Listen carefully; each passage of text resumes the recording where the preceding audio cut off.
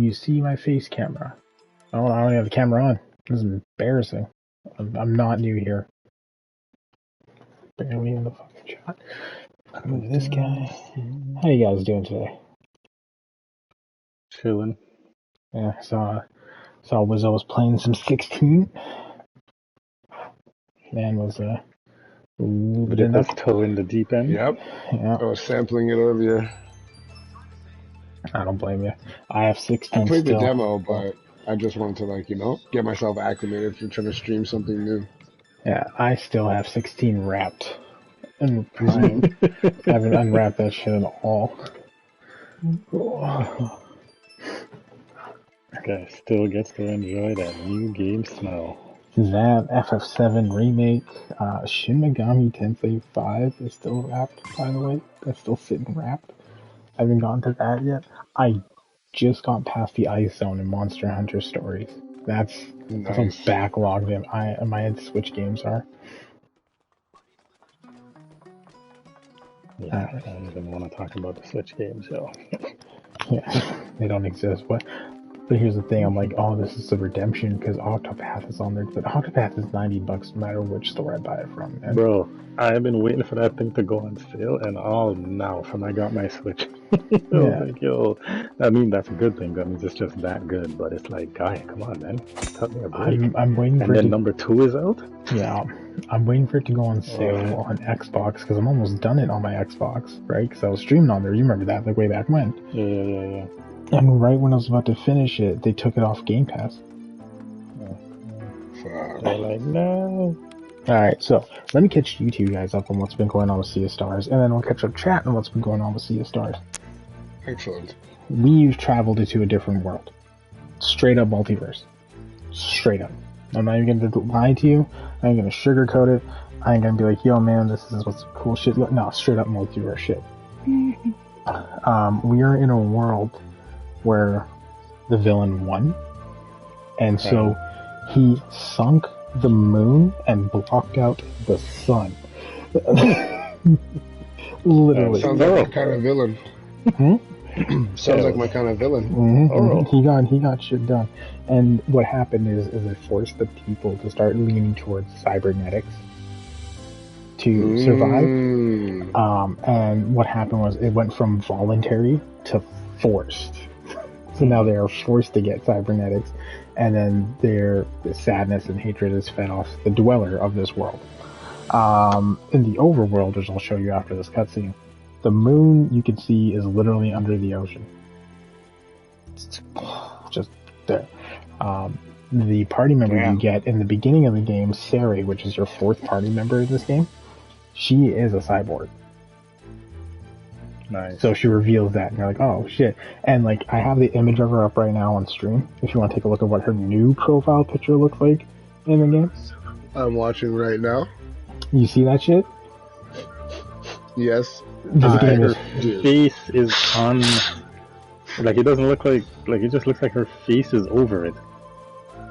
Like skin grafted, and it was halfway. Yeah. They didn't even finish it. Like her nose They're just isn't like, even finished. we don't have the resources. No, she chose to be like this game. I like how it makes her look like a ninja. That's the whole point, because she is a ninja class. She do wields. She kind of goes to teleporters. She throws like shurikens and shit. But like this game, dude, like I've never encountered. The game goes deep, eh? Yeah, man. I've never encountered like an RPG, like Chrono Trigger. Okay, you're gonna time travel. Sure, shit's gonna get dark. All this stuff, right? But this game gets dark. Like think about that. Like it gets dark to a point where these people are like, in order for them to keep staying alive, they have to replace body parts with mechanical parts. Yeah, that's pretty gross. We need the sun and we need the moon, and both of them got dunked. So. And they literally said the first thing they replaced was like their stomachs because they couldn't grow food. I'm like, to blatantly just say, hey, that's the first thing we had to replace, not their heart, their stomachs. So they didn't have to rely on, they didn't have to rely on feeding anymore. I'm like, this is fucking wild. And which bread did this? The pumpernickel or the rye? The Fleshmancer, man. The man who spoke to Rashawn in the frozen time, like, yo, homie, how you doing, man? It's been a while. Kids good? Yeah? Cool. Yo, I'm gonna fuck up these guys. I'm gonna take my bottom bitch demon thing, and we're gonna fuck off. And Rashawn's like, yeah, no, that's fair. That's the rules of the game. That is... Wow. Like, even though Rashawn's there, he's like, he cares, but he doesn't. Still kills me. I know. Like, this character design is great. Like, he cares, but he doesn't care. Because he can't care. He can't step in, but he wants to step in. That makes sense? It's like it's like Zeus and Perseus. He's like, I want to help Perseus, but I physically can't do it. I have to hint and offer things for it to work. But Rashawn's like, I'm here to help. His loophole is like, as long as I don't fight any of the Fleshmancer's champions, I can help you any way possible. Think about that. That's a great loophole. It's like, yeah, I'm this all-knowing god that I can win the fight. Like, hey, I'm Goku. Yeah, I can beat Frieza for you, but we agreed not to fight each other, and I can't fight Frieza's champions, but I can train you to defeat them. That's basically what it is. Okay, note to self, Sea of Stars, you're on the radar. It's Dweller of Dread. There you go. That's the one in this world. Dweller of Dread. Yeah, and we just fought the Dweller. The giant eyeball creature was the Dweller of Strife. The game looks so cute. The art style's amazing, and then, like, I played you guys some of the music. Oh, I already got 5 fucking people viewing. This is great. Dude, this is wild. I love this. I love this new computer. It's keeping me up to date with everything and what's going on. Thank you, chat, for coming on by. Thank you for the catch-up, and I'm going to continue the story here. I can't even pronounce their name. Elysian Burial? Oh, fucking, okay. We're getting in it. That's all I know. I haven't even posted on live yet. No, because I started at 9:30. This works out. Yo, Crawler, I think what we were talking about earlier, it does sound like it's a sponsored stream because he said that he's been dropped deeper into the game. What game are you guys watching? Mr. Million is playing Zenless Zone Zero. That sounds like a sponsored game. Go on. Yeah. So he's playing that. I've been seeing some of the gameplay for it. It looks pretty good, but it looks like one of those Hanakai, Star Rail, Genshin Impact type games. It used to be mobile, now it's not. So which one? I said it used to be mobile, now it's not. Did it? No, I'm just saying, because Hanakai Impact was mobile, okay. and now it's not. But it's a sick game, because I played it on my phone, and bruh. Woo, I was just like, yo, if this type of thing ever hits console, it'd be a sick game to play. And, yeah. Yeah, no, a lot of mobile games are like that. Even the Bleach game came to console. Tama, how you doing today? How's your night going? But actually, which time zone are you in? Oh, it's got a roguelike mode. I'm gonna say this. This is not to cause a stir or a ruckus or a fight or anything. I think roguelikes are gonna get super stringed out in the next couple of years. Finish that sentence. Yeah. I'm only finishing the sentence. You know what? People are like, I don't know. I don't want to say they don't have the stuff, but I guess it's a hard genre to get into, especially in today's day and age where everybody just wants all the games to just hand them shit. You know what I mean? Yeah, okay, I'll agree with that. Some of the masses don't want to deal with that, and I understand that. For me, I think the situation comes down to the point of, like, roguelikes have, it's not that I know I can play a roguelike. Like, you've seen guys play Hades. I played Binding of Isaac for God knows how long. I've finished Rogue Legacy. I'm going to probably go back to Dead Cells, because, like, Castlevania DLC looks interesting. Yeah, it's so sick. Yeah, so, like, I'm definitely going to, I don't mind a good rogue. Like, I think the situation is roguelikes being embedded with different genres is my issue. Because a roguelike game can carry itself without any other genres mixed in. I'm talking about like heavy RPG elements or like a crafting mechanic. You don't need that. A roguelike can carry itself. It doesn't need all that other stuff. That's my thing. Where like Hades is a straight up, I don't care, it's an action roguelike. Sure, you level up weapons. That's whatever. That's just part of the roguelike mechanic. But like, could you imagine a game like Baldur's Gate 3, for instance, having a roguelike feature in it? Doesn't make any sense. That would make any sense. But it's gonna happen. Someone's gonna be like, I'm gonna do these two things. And everyone's gonna be like, no, don't do it. And he's like, yeah, I'm gonna do it. And when he releases the game, they're gonna be like, this is what killed roguelikes.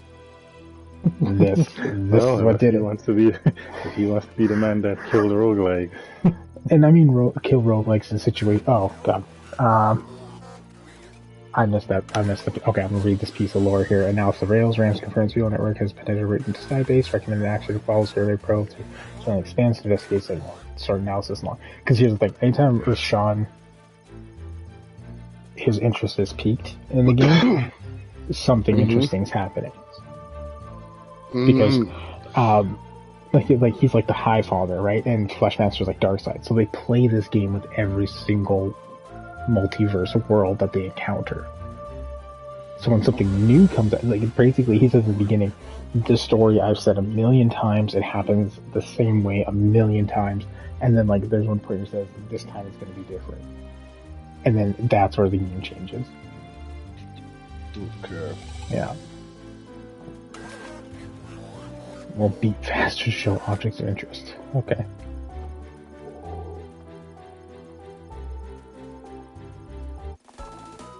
Got a probe. Gotta make a haiku.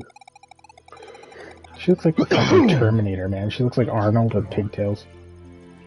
Nice. Let me see what this looks like. Yeah, like after this one, they have multiple characters you can select from too. Ooh, sorry, Ryu. I'm zipping back and forth between you. Do your thing. No, do your thing. That's why I want to be in chat. The friggin' Raiden sword looks rude. A bear? I'm gonna say with a gold chain. That guy looks sick. That's just someone I know on a Tuesday. It's Marquis. Oh, it looks like this is one of those games where it's like you see like this Zenless Zone shit or whatever. This is that type of shit where it's like. Those are the type of games that I want to like if, when we start like streaming and playing together and shit like that. Like that's the kind of shit I want to be like, you know, even if it doesn't work out to be the greatest thing in the world or whatever, at least just to try it out. You know what I mean? Look, if they re-release Anarchy Reigns, bro, don't talk, please. Don't. Yeah. Oh man, we're gonna fight the Kraken, an Eldritch Kraken. Every once in a while, I check the PSN store just to see if someone accidentally uploaded it. Well, Hideki Kamiya left Platinum. You know that, right? Pardon me? Kamiya left Platinum. Yeah, I saw that the other day. And everyone's like, "Why the fuck are you leaving Platinum?" He's like, "I'm done.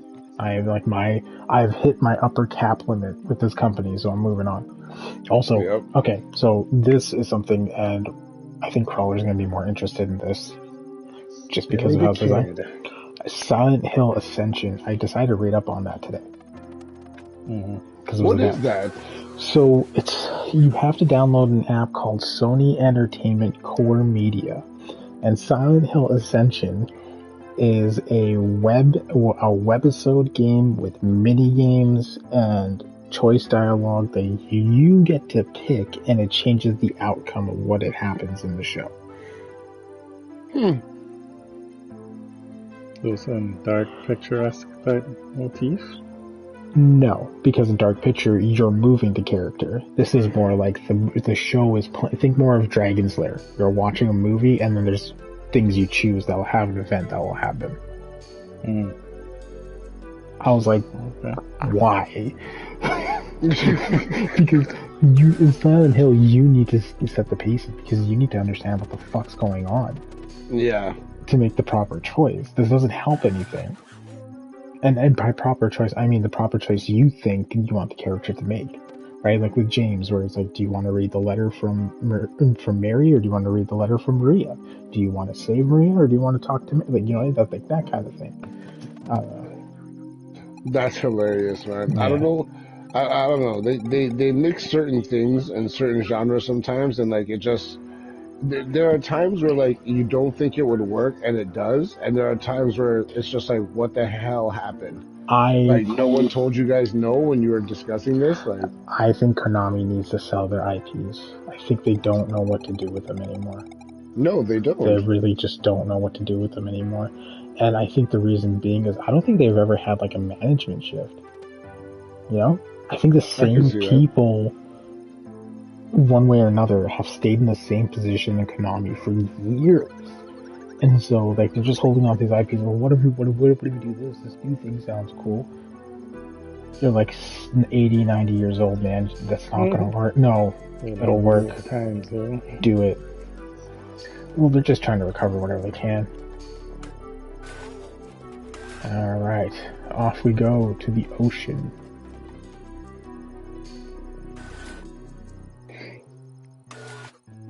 I gotta find more data strips. Yeah, this place gives me that, you know that underground bunker in Chrono Trigger? Yes. Yeah, I'm getting the same, like this town gives you the same vibes. Like everyone's sitting down, they're kind of upset, they don't know what to do with their life kind of thing. I mean, it sucks, but like, I don't know what you want me to do with that. There's even another place here. The Cerulean Expanse. Ooh, the music.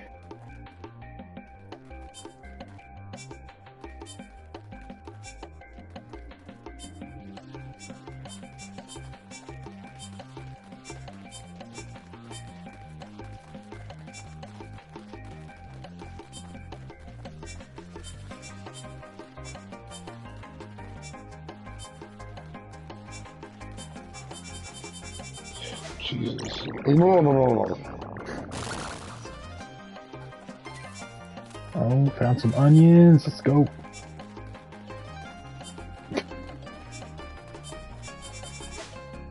Oh, okay, I see now. The fuck is this?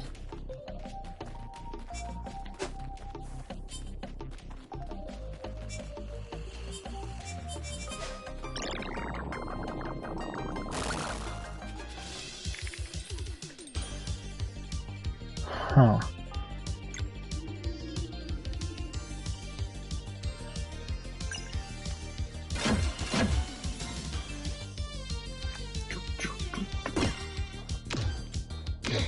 God damn it. Alrighty then.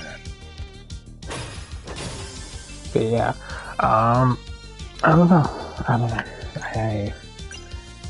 I'm slowly putting Silent Hill into that mental map of it ain't gonna happen, bro. Just get over it. You know what I mean? Like, even though they're re-releasing it, I don't think the sale numbers are gonna be there. Yeah, I was actually playing some Parasite Eve 2 last night, and I was saying that needs a remake or a remaster or something. Something with an RE at the beginning of it. No, that's fair, because, like, It's been a minute. I barely remember Parasite Eve, because I think to me it was one of those games that I played and when I was a kid, and then it just didn't really fully register for me. Yeah, because that came out a while ago, and then there was a lot of stuff competing with it too. But it did stand alone. It did stand on its own 2 feet. Yeah. The first 2 were amazing. The third one was, well, first rule about the third one is we don't speak about the third one. But yeah, the first 2 were definitely fire. Bro, I found some meat and some bones. They even did their crossover thing, because in the second one you had the Gunblade. I remember that. And it also had like its own secret dungeon and everything. And this game pays pretty good homage to a lot of those RPGs. Like, with the battle system being like Super Mario RPG, the feel of the game being like Chrono Trigger overworld type of stuff. And then just like the gravity of the situation being super, like, I don't think there's a Final Fantasy that had that issue. Final Fantasy 3 kind of had that issue. I haven't played that one. I never played any of the Super Nintendo ones. I never owned a Super Nintendo, to be honest with you. You know, I'm not correcting you for the sake of being a jerk. I'm correcting you more in a sense of, like, they really fucked us over with the numbers. Like, Final Fantasy 3 and Super Nintendo, I think, was Final Fantasy 6 officially. Yeah, because we didn't. One of those mix-up ones, right? Where like 2 is 4 and 5 is 9 and 7 is 8. And... Yeah, because they never released them here in like North America officially, like the Nintendo ones. Like the Nintendo Final Fantasy 3, like that one, the original. It kind of had a darker story, but it also introduced like the concept of the Warriors of Darkness, which always fascinated me when I was a kid. And like, when are we gonna see this? Motherfucker, what are we? You can't just drop a bomb like that, right? Like the concept of like, hey, Deku's gonna be the most powerful person, my hero. Okay, when's that gonna happen? Hello? Yep. Hello, sir? Sir? Hello? I can't just do that. Over here. Guts is gonna get off the boat. Mother... Yeah. That's exactly how the world felt. Panhandling. The way that they changed the savior for number 2 is so, like... It's good, but it's just like, why? Like, savior? That gun that we got in, at the end there of, the DLC for Remnant 1. Makes sense. In number 2, it's more like a bow gun.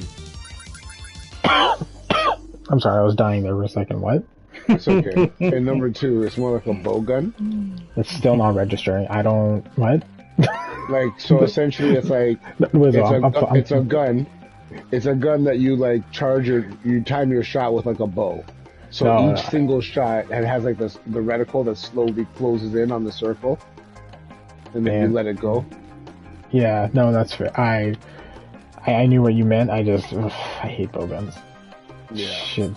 Not. It's like it's cool and it's strong, but it's just like, why didn't you just, leave it the same?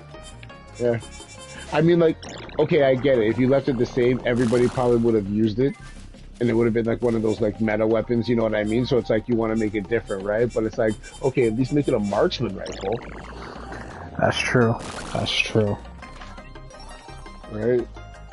Like a sniper rifle / something like that, right? Like. This is just us three right now. Just keep posting, because Lauren knows I need to get better at that.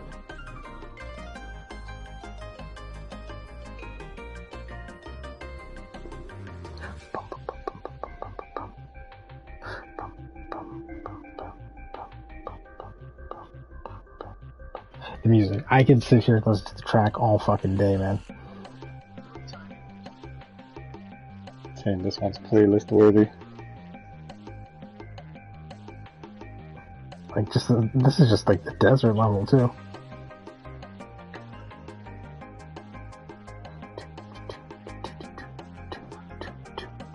So yeah, I went and got Christmas photos. I forgot what it's nominated. What is it? Do you remember what it's nominated for? Best Indie RPG and something else.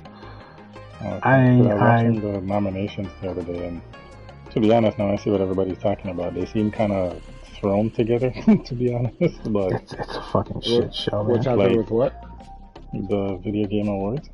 No, what do you say was nominated? Ah, you stupid shit! What were you saying was nominated for what?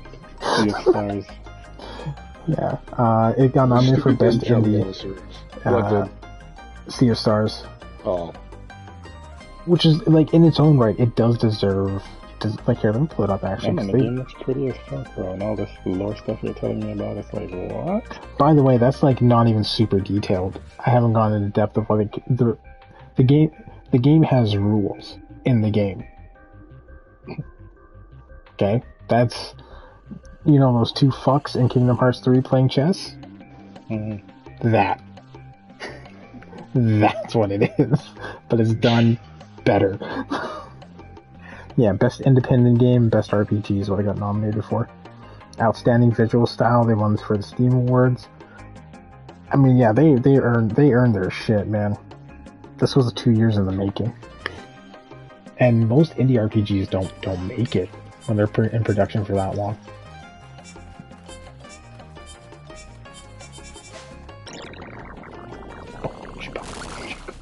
Okay.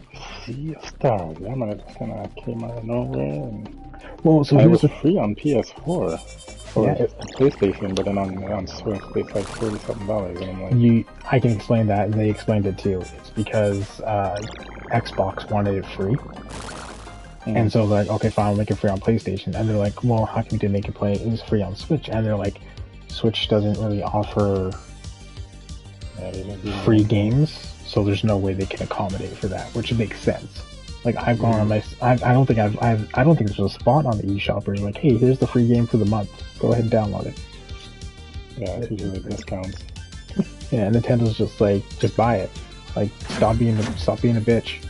You got money, right? You're a big man. Playing games is gonna be Nintendo's expensive. like, no, Nintendo's like, you knew what you were doing buying our system. Yeah, not even that. They just. You know, They're like Yeah, Apple, but they they knew don't what you give were away doing buying shit. our system. Fork it up. Let's go. Games don't go on sale. Come on. They're like Apple, but they- Mario doesn't pay his own bills, bitch. No. Like, The fact that there's so many games that are like Nintendo exclusives that are like 5 years old, 6 years old, and you guys are and they're still out here with their hand out $79.99. yeah, you ain't gonna find that IP anywhere else. Like go find a used copy of Breath of the Wild that's less than $59.99. A used copy of Breath of the Wild, okay? You gotta find that shit. Like when I got my Switch, that was the first game I bought with it, and I was like, okay, excellent. And I never played it because I just had so many other things to play. I still have games to play. And then I was like, once I got into the streaming, I was really cheesed that like I don't have a capture card to be able to stream it. You know what I mean? Oh, I know what you mean. I wish I did. I really wish I did. Done some research on it now too, and like there's some people did some workarounds. I was kind of impressed. One guy bought a capture card for the Switch game stuff, and he's like, I'm literally using a tablet screen. He's like, that's all you need. Because the Switch is not as powerful as the other consoles. You don't need like the most top quality capture card for it. Mm-hmm. But yeah, I gotta look into it, man, because I really wanna. That's a game where it's like I really want to stream that game. yeah. For me, there's a couple of classics. I mean, I do want to stream Monster Hunter Story. Like, that game's actually growing on me. But real quick chat, and also you guys just really want to get this out there. I've put up a follower goal. If we hit 700 followers, we're gonna do an Undertale stream. Nice. Yeah, and then I'm probably gonna post the games in question for the backlog arc of the channel. So I'm gonna have all the games I'm gonna be streaming for the next December, January, February, March, April, for the next 5 months. Those are the games I'm gonna stream. Try and finish them up, clear them out. I think this might be a yearly thing, just so I can keep up with my backlog and kind of get it out of the way. And that's going to mix in with obviously collab streams with my fellow streamers here, Wizzo Prime and Nightcrawler. You should definitely check them out and check out their content, because things like RPGs and everything. I know I'm late on doing a good old solid pitch on this, because let's be real, I'm fucking rusty as shit. So yeah, 2 fellow Canadian streamers. They're fucking bangers of people. They play games that are very similar to my content. We're talking like they got me into Remnant. They play RPGs. Sometimes they play fighting games. Sometimes they play other stuff. Definitely check them out when you can. If you're a late night person like me, definitely worth watching, because it's one of those things where you're like, hey, I'm gonna chill with this guy and vibe for him a bit. You don't even need to talk. They don't care if you don't talk. I don't care if you don't talk. I just want you there so we can hang out and have a good time. But you're gonna see them collab with me on certain games here and there that are part of my backlog. I'm not gonna announce those games because scheduling and life always take priority. I'm never gonna force these guys to do that. So you'll see me announcing stuff. Collab. at the same time, I'm going to be pushing Let's Plays on YouTube. I'm going to get that going for you guys, and then I'm going to be streaming certain things on YouTube as well to help push games along for the backlog arc. So some will be on Twitch, some will be on YouTube. I'll announce them on my Discord, I'll announce them on Instagram, Twitter, all that stuff so you guys are aware. But you do need to follow it to find out. I ain't hunting you down. I'm hunting you down right now with my streams, but I'm not hunting you down when I announce stuff. That's on you. Got him. You're grown-ups. Got him. At some degree. There will be a sub-goal. So, if things go the way they plan out next year, I will have sub-goals and stuff announced as well. If you piecemeal it together, you'll know exactly what I'm looking for. Help a man out if you can. If not, don't worry about it. I got it. I'll figure it out. But yeah, there you go. That's the major announcement there. I will highlight this section and repost it everywhere. So that way no one misses it. Now let's enjoy the games and fuck around. Sounds like a plan. This music is so good. That's what really made me fall in love with the game, man. Like, the music got me first, and then when I started playing the game, like, okay, I see what you're doing. You got some of that fucking Mario RPG shit where you can block attacks to reduce damage, hit buttons correctly to increase damage, abilities have little mini games incorporated with them so you can do damage. It's just all around, like, just... And I'm not even sponsored. It's just, this game is... Like, I know other people have played it. People have played this game and crushed it in 40 hours. I feel a lot of the world is just... A lot of the world is very... Like, video games are turning into long versions of TikTok, where TikTok's 30 seconds, people want to crush this shit in 3 to 4 hours. Right? Like, just if you want to put that in comparison. And it's like, don't do that. Enjoy your game. That's why I like when they do old school RPGs, yo, because like say something like Wild Arms 1 and 2 or whatever. You could go and just go. It was almost like back then. It was today's version of Elden Ring. Like you could go places and wander off the trail and go find a friggin' golem guardian thing in the corner of the world, or, you know what I mean? Yeah, like some secret boss. Yeah, and it was like it was embedded in the game. Like there was no, oh, you gotta buy the DLC. Like they didn't do that shit back then. Yeah. Like, I this is the thing that infuriates me with the gaming industry. It's like, all the developers gotta do better with their games and stuff. Then take your time. Stop beating them so fast. If you, like, look, if I make a fast food restaurant and I'm banging out burgers every minute and a half, right? And people somebody's not getting tomatoes. But let's say this, everyone starts getting food poisoning, but you still come back, I'm not changing shit. Right? Of course not. There's nothing to change. Don't fix what's not broken. Now, same scenario, but then people start complaining. No one's showing up. They start saying the quality needs to be better. Like potential lawsuits. Quality. I get one regular buys a burger a month because it's like, you know what? Sometimes I get clogged up and this helps me flush it out of my system, whatever his case may be. I'm going to start making better food. Like, I just hate how the industry is just like, well, you know, if we return games, that doesn't hurt the company. It hurts the team. It doesn't hurt the company. The company can hire you know how many developers are out there? I can pull up 20 streamers right now on my list that are all studying video game development. You can hire them. Yeah. Companies know this. They don't care. They're showing you a live resume right now. It's the GameStop theory. Do you want to know why GameStop never did their shit better? Every teenager in the world wants to fucking work at a video game store. They think it's the coolest shit. I'm not preaching, I'm just stating these are the complexities that are just like, people need to understand things better. It's such a simplified answer that they do not want to accept it, because then they have to face the reality that they're like, yo, it might be a trick answer. It's that, and then they have to face that reality of like, was I wrong? Yes. Just admit it. Like, if you're gonna force a video game company to admit they're wrong, you need to admit that you're wrong. Like, yes, they need better workplace, sure, whatever. That can happen when that happens, but you need better games too. Like, I don't know. That's just... No. Like my passion for the video game companies, my passion for video games kind of stopped after I grew up. And I'm not saying like, oh, I don't play video games. It's when it's like I grew up where I was like, everyone's just farting in the wind. And no one's got substance. No one's got substance. But I don't know. That's just. Oh, this is why I need a drink. You know what? I have one. I have a couple. You know. I got a couple of drinks I can pull out. For me, unfortunately, it's a work night, so I can't drink. Oh yes. Yeah. But I'm down to run around as drunk samurai. I mean, that's what they did anyways, right? Yep. That's what I was planning to do. You'd be the drunken samurai when we played. It seems a little wobbly. Don't worry about it, guys. I got this.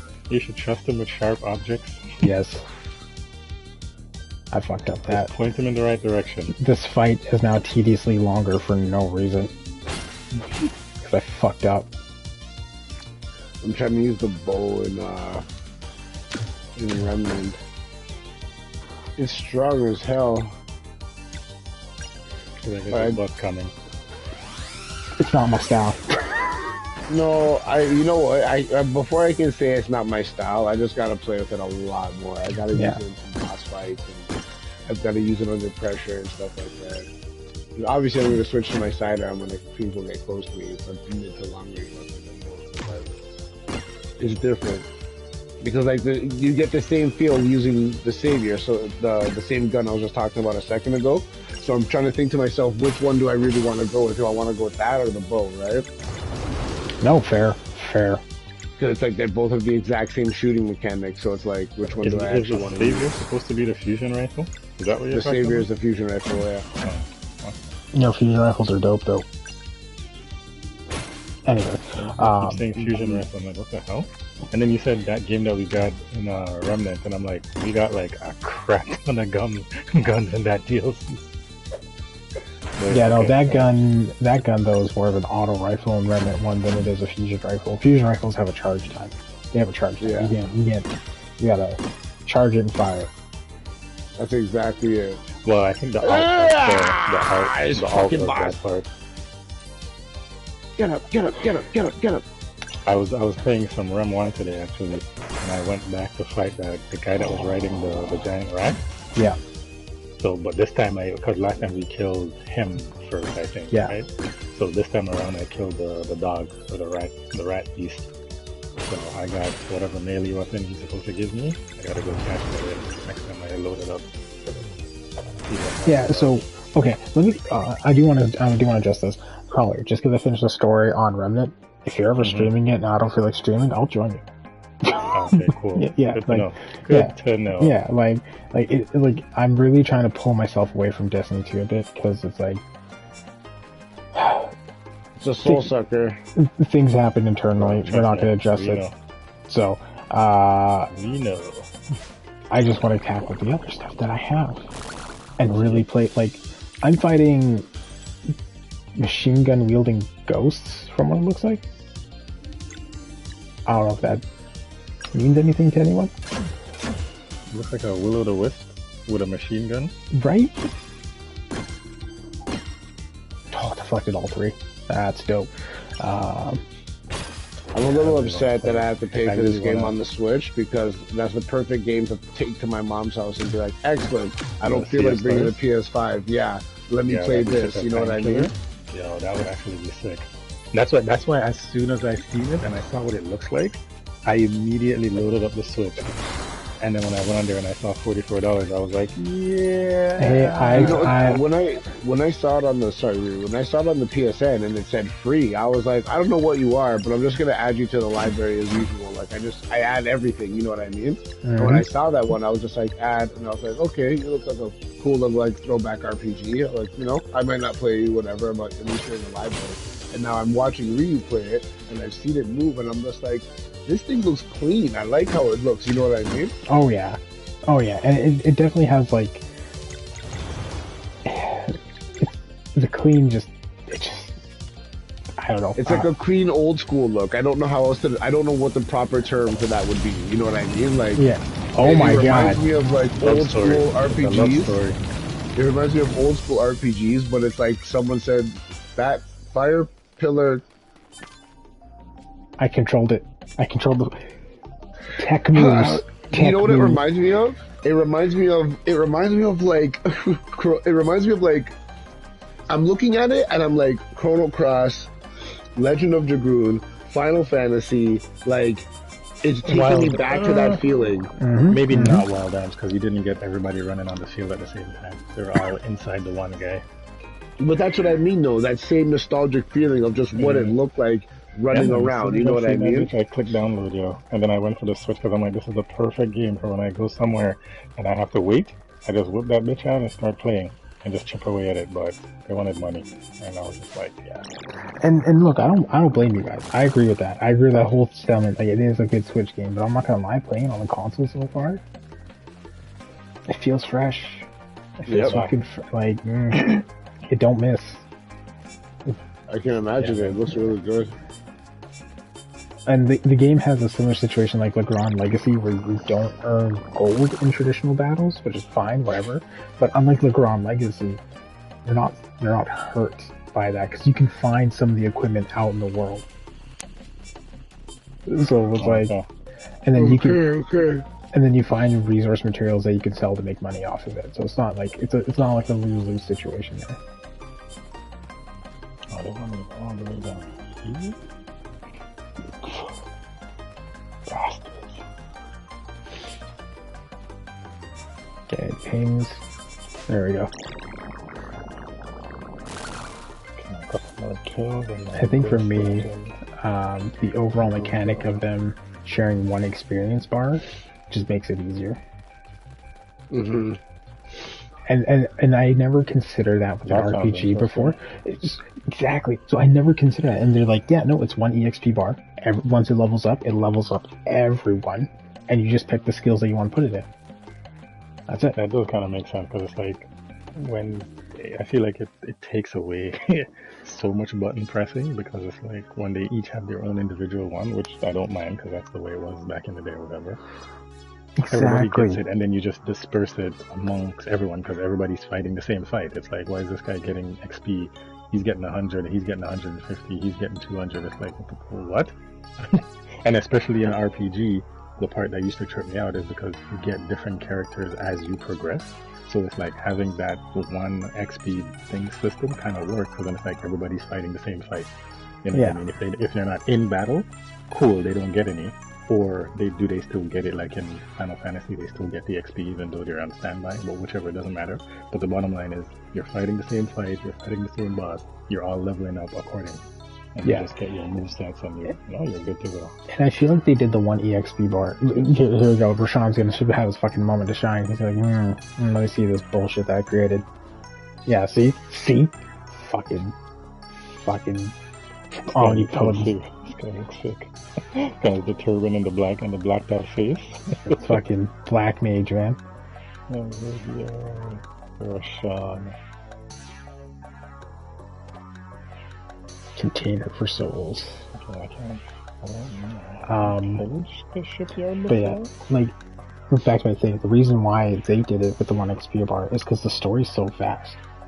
To take time out to grind up one character to match them on every other party member, you're going to lose sight of what the story's about. So that's why they did what they did. Now before I... Oh, that's a lie. Before I pursue this, I'm going to go to the bathroom real quick. Xenogears. That's the other game I was trying to remember. Yes. That game is amazing. Initiate System ID.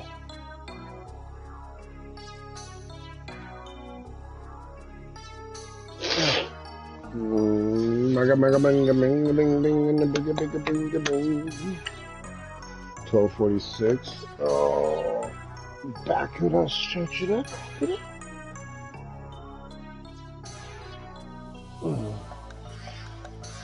Not been here. Apparently, that game has a roguelike mode to it as well.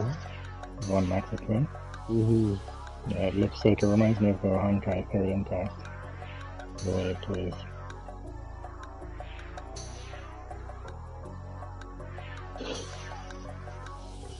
I think what some of these guys are getting now, and I think Tales of Arise did it. It looks like Valkyrie Elysium did it, and I believe the one that I want to play that comes out in January, Grand Blue Fantasy Relink. It's like it looks like what they're doing is they're getting it down where it's like action RPG where you get to actually press the buttons and input the combos, but you still get the flashiness like when you want to pull out the super sick moves. You know what I mean? Final Fantasy 16, same thing. I'm so looking forward to Grand Blue Fantasy Relink. I've been watching that game for a while, and it looks so good. I'll be right back here in my laundry.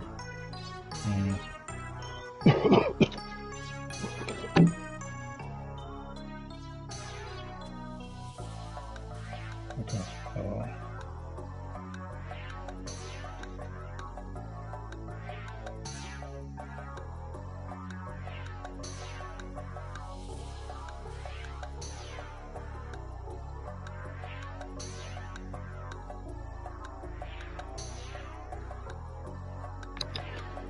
What I miss? yeah, Lizzo was saying he was waiting for Grand Blue Fantasy Relink. He's leaving? Wait, what? He's waiting for. Oh, yeah. He's been watching it. The MMO fighting game. Like I keep reading to post on some. I'm gonna need to post on Instagram, and that's pretty much a lot for my social media stuff.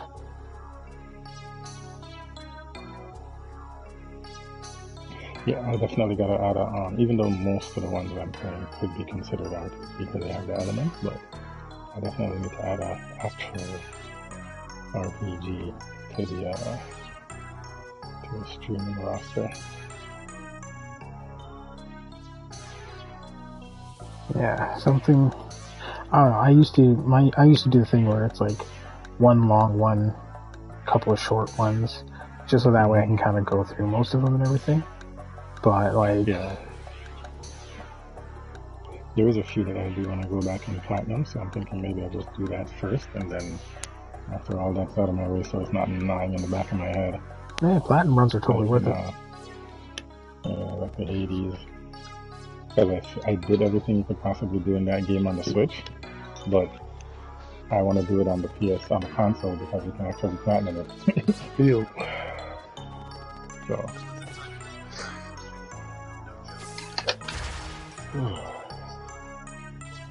Yo, this is wild.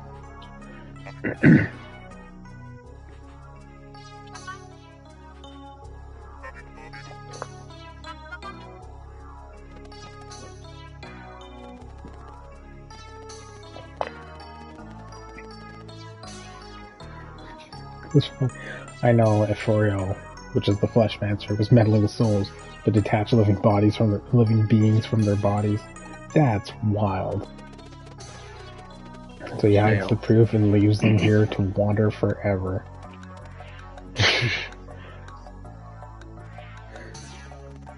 Eforio's not. Who might know something that can help? Let's ask around. Nope. Oh, bitch ran.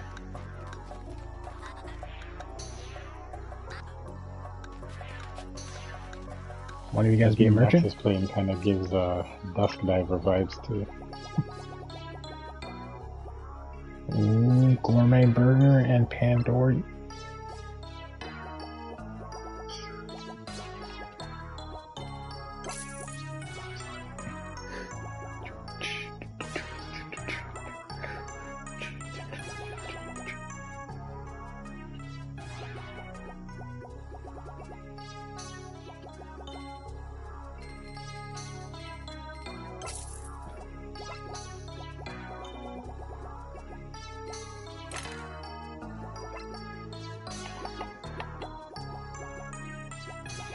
Those red berries.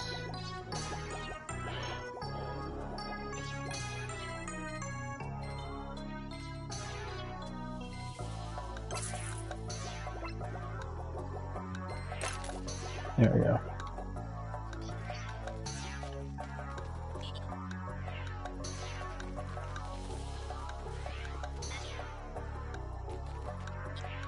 I fully have a mountain Ghost of Tsushima, and yet I run everywhere.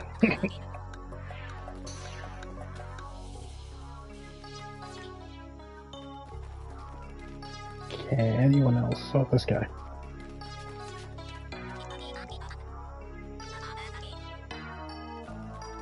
Alright, good to know. There's a boss in there.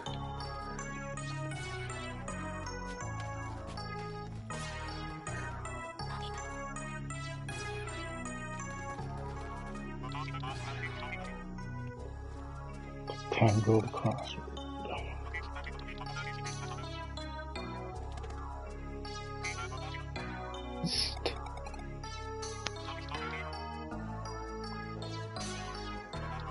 Ooh, storyteller.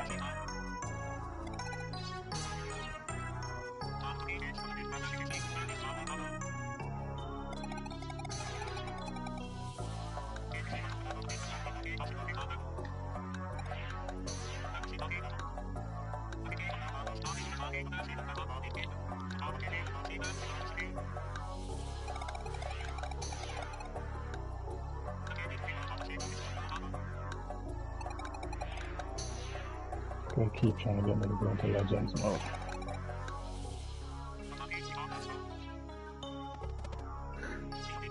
Let's see, let's restore some power.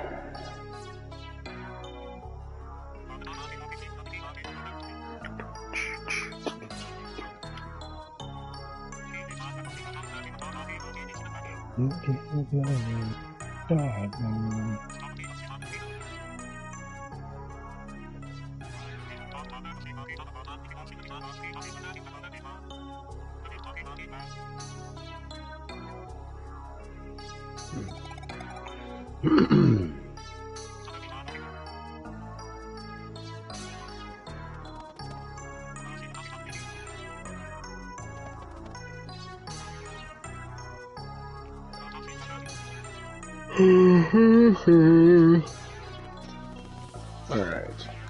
What do we have here?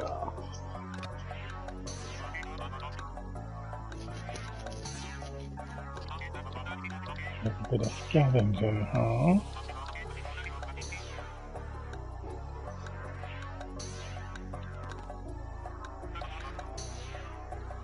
Sea of Stars.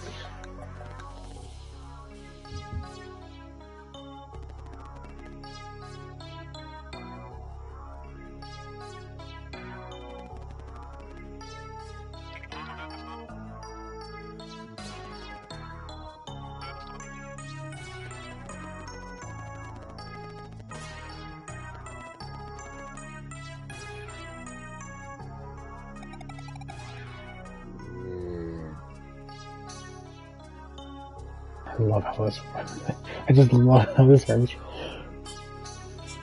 Siri's just like, I'm not taking any of Rashawn's shit. He can't back away because he can't dabble with shit. She's like, I'm breaking you in this workshop and I'm gonna fix things.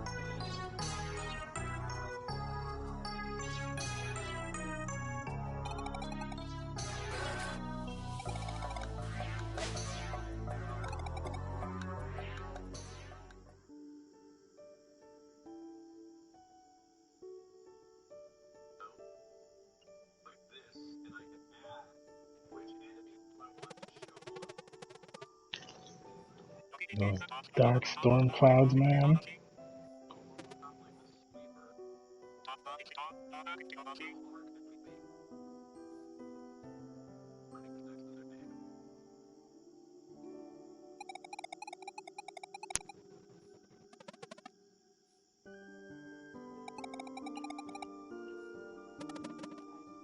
Give me the loot.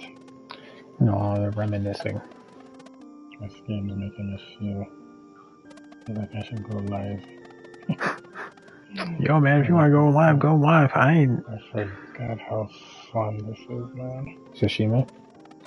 Didn't you platinum it? This? No, I didn't platinum this one. Did you finish it? Yeah. Nice. I think I did, and I started over for some reason, so I think that's what I'm doing now. Alright. messed it up when I switched it over to a thing. But yeah, no, this game's fun, bro.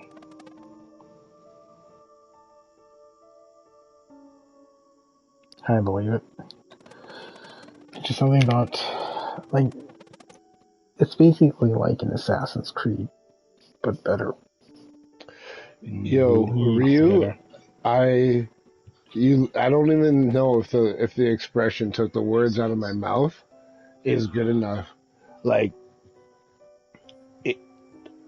Ghost of Tsushima, when you start playing it in the beginning, you're like, whoa, oh my god, whoa, whoa. You know what I mean? There's so many moments like that.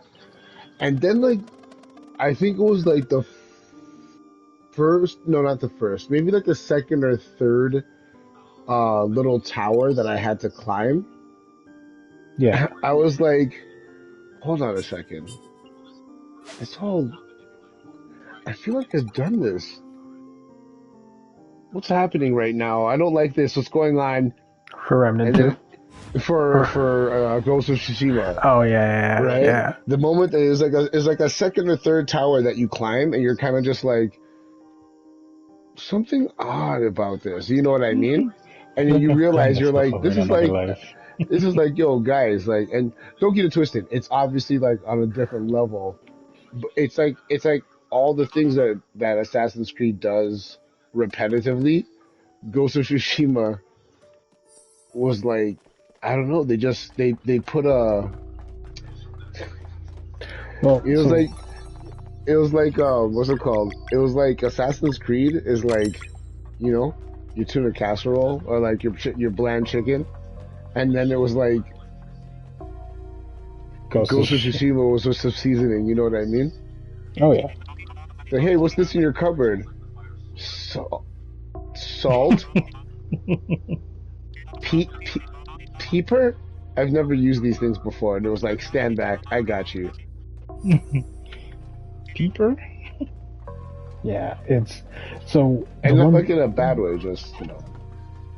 No, I agree with you. The one thing that was always different in terms of like Ghost of Tsushima for me was like how the battle system's like, hey, you gotta take these guys out with stealth, and then you meet your like one of your comrades, and he's like, stealth? You don't fucking use stealth. Yep. What is wrong with you? Go out there and fight them. Like, and then you're like, oh, okay, this is taking a turn for the worse. Like, you feel that energy of like they're just like not happy with the fact that you did this one thing. You're like, look, man, I'm just trying to live. Yep. It's funny you mentioned that because I just got to the part where he teams up with his uncle and they're supposed to stop the ship. They're trying to send the ship out or whatever. And he was like, oh, we got to stop the ship. And he's like, oh, we could use their weapon. And he's like, but that's not honorable. That's Mongol weapon. And he was like, so? Do you not want your people to survive to live to see tomorrow? Yeah. And the man was like, fine. Do you know how to use it? And he's like, I'll learn. It's like, yo, say what you want, but it's like, bro, we're trying to live. Like that game was a very good example of that argument. Fuck is this thing? I have no idea. It looks like a robotic face brain. Oh boy.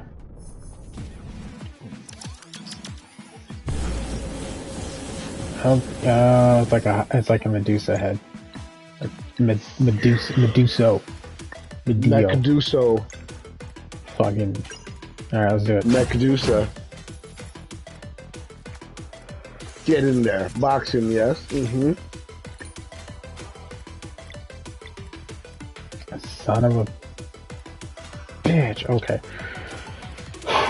I knew that was gonna happen. I need some coffee. Oh, that. You wretch. Try to touch me. Uncultured swine. Yo, bro. Just an uncultured man. Don't you call him a swine. Sorry. Really there. passionate about honorable killings, you know? Little's a stress. Little's a stretch, just saying. What is happening right now? Okay. Oh, that's another robotic fight. Let's go with this one. Pure 100%. We got a new sword. Wait, are you fighting a boss that's making weapons while you're fighting them? I'm fighting a boss that is just bringing out drugs out of every corner of the room.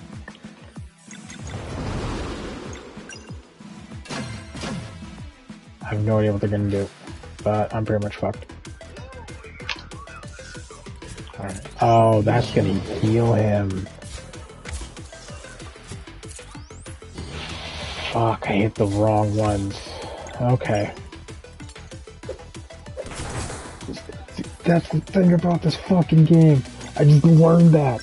Just watching it, I'm like, okay, and if there's those canisters, I'm gunning for them. Like, they're just not gonna... Yeah, there it is again. There's the green one.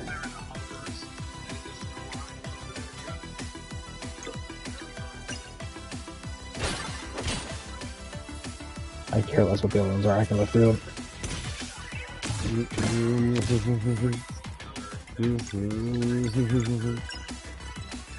Imagine living in a place, in that era. You're walking down the street and you just see a dead body just chilling there. Like, that's the norm.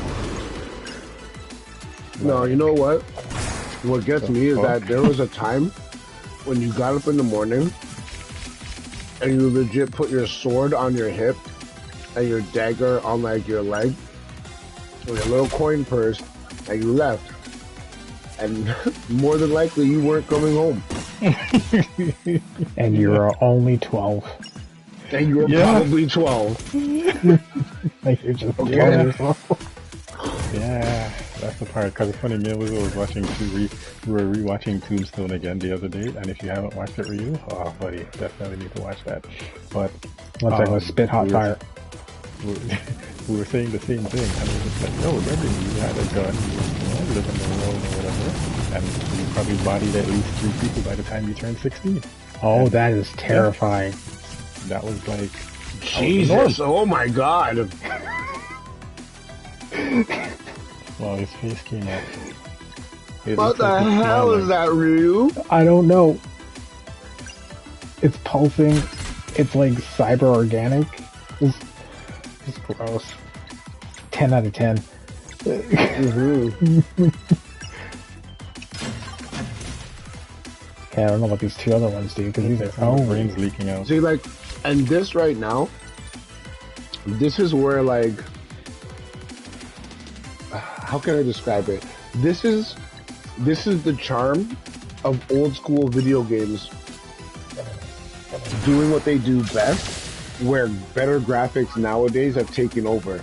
Like, you as a kid, or just being younger, playing a game like this, you're not just playing what's on the screen. Your mind is visually making up for everything that you can't see and experience. You get what I'm saying? So like, you're in this cave. This thing is it's like those opening moments of like an isekai anime where it's like crazy action and it's just like Ichiro, and he's like, huh? And he wakes up, you know what I mean? It's like, oh, I was just dating, like, you know what I mean? I was just playing the game, but I was so into it, you know what I mean? It's like that. That's what these old school games do. They suck you in even more so than games like this before because they make you use your head more. Yeah, imagination. So, I might reference to games like these are like comic books. Growing up in the 90s or whatever, you had comic books and you had to use your imagination to do whatever. Now, you can turn on Netflix and watch Justice League or watch Man of Steel or whatever, you see what I'm saying? But these games before that were like comic books. You just had the art there, everything was chilling, and you just had to use your imagination. Oh, you gotta be shitting me. He's gonna heal one way or another, so... Oh, wait. I'm dumb. I mean, I would... I think the games that pull you in like that nowadays, I think those are the games that end up being so wildly successful.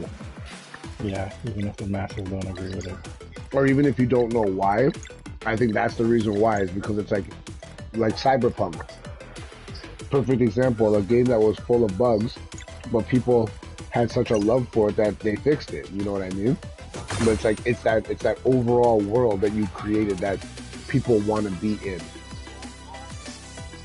He's gonna heal himself. If his face comes back, that's gonna be wild. Like He comes face back with a off. smile. It's only what? His real face is on the other side. It's only 88 health. I can take that down in no time.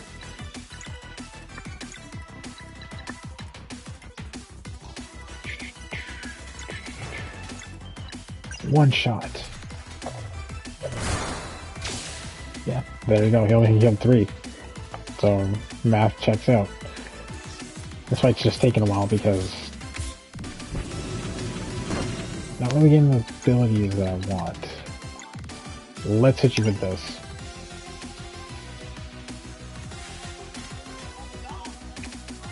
Yo. That's what ultimates are saying in this game now. Luna's Light. Nice. They saw. Okay, yeah, I'm in. I mean, I was always in, but now I'm in. You dropping moon drops? Easy that shit. Okay. Then the finish. Okay. That shit was intense. Alright, let's practice my That was kicks. sick. That was sick. Oh, does he have an X strike? Go back? Yeah, they all have ultimates, man. I just gotta get that, their diamond filled up. I'm gonna just passively shiv you in the back. Mm-hmm. Kill shot. Nah. That He literally That took would've been her amazing. time and walked into the portal and then stabbed it in his I love nose. it. And Fucking Tomberry the bitch. That was amazing. I'm crying, yo. You're gonna make me start playing this tonight. Alright, let's get our next ally.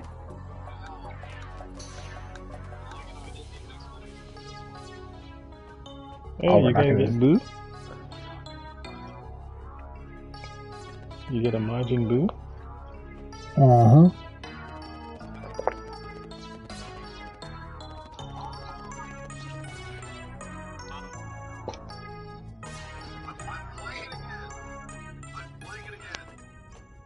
Alright. Am I lost? Nope, not quite.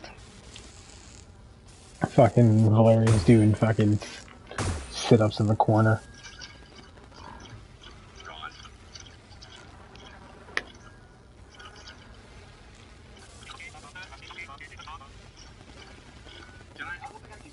Okay, the same town I was supposed to end.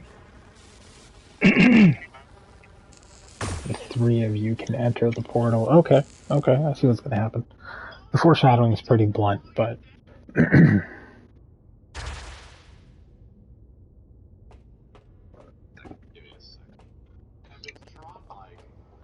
There's a mini game in that game that thing was playing. That's Snake. okay, I got the fucking like the boss from Mega Man 1, the yellow guy with the eye and shit. I'm sorry. Fucking Ben 10 over here. Like he fused with Majin Buu. Always have a purpose. So in order for his body to stay consistent, he needs to remain with his purpose.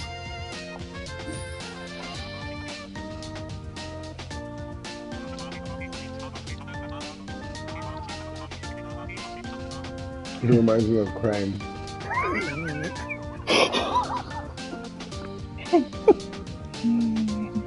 Fucking Krang. This is his origin point. Krang from TMNT. This is where it all started.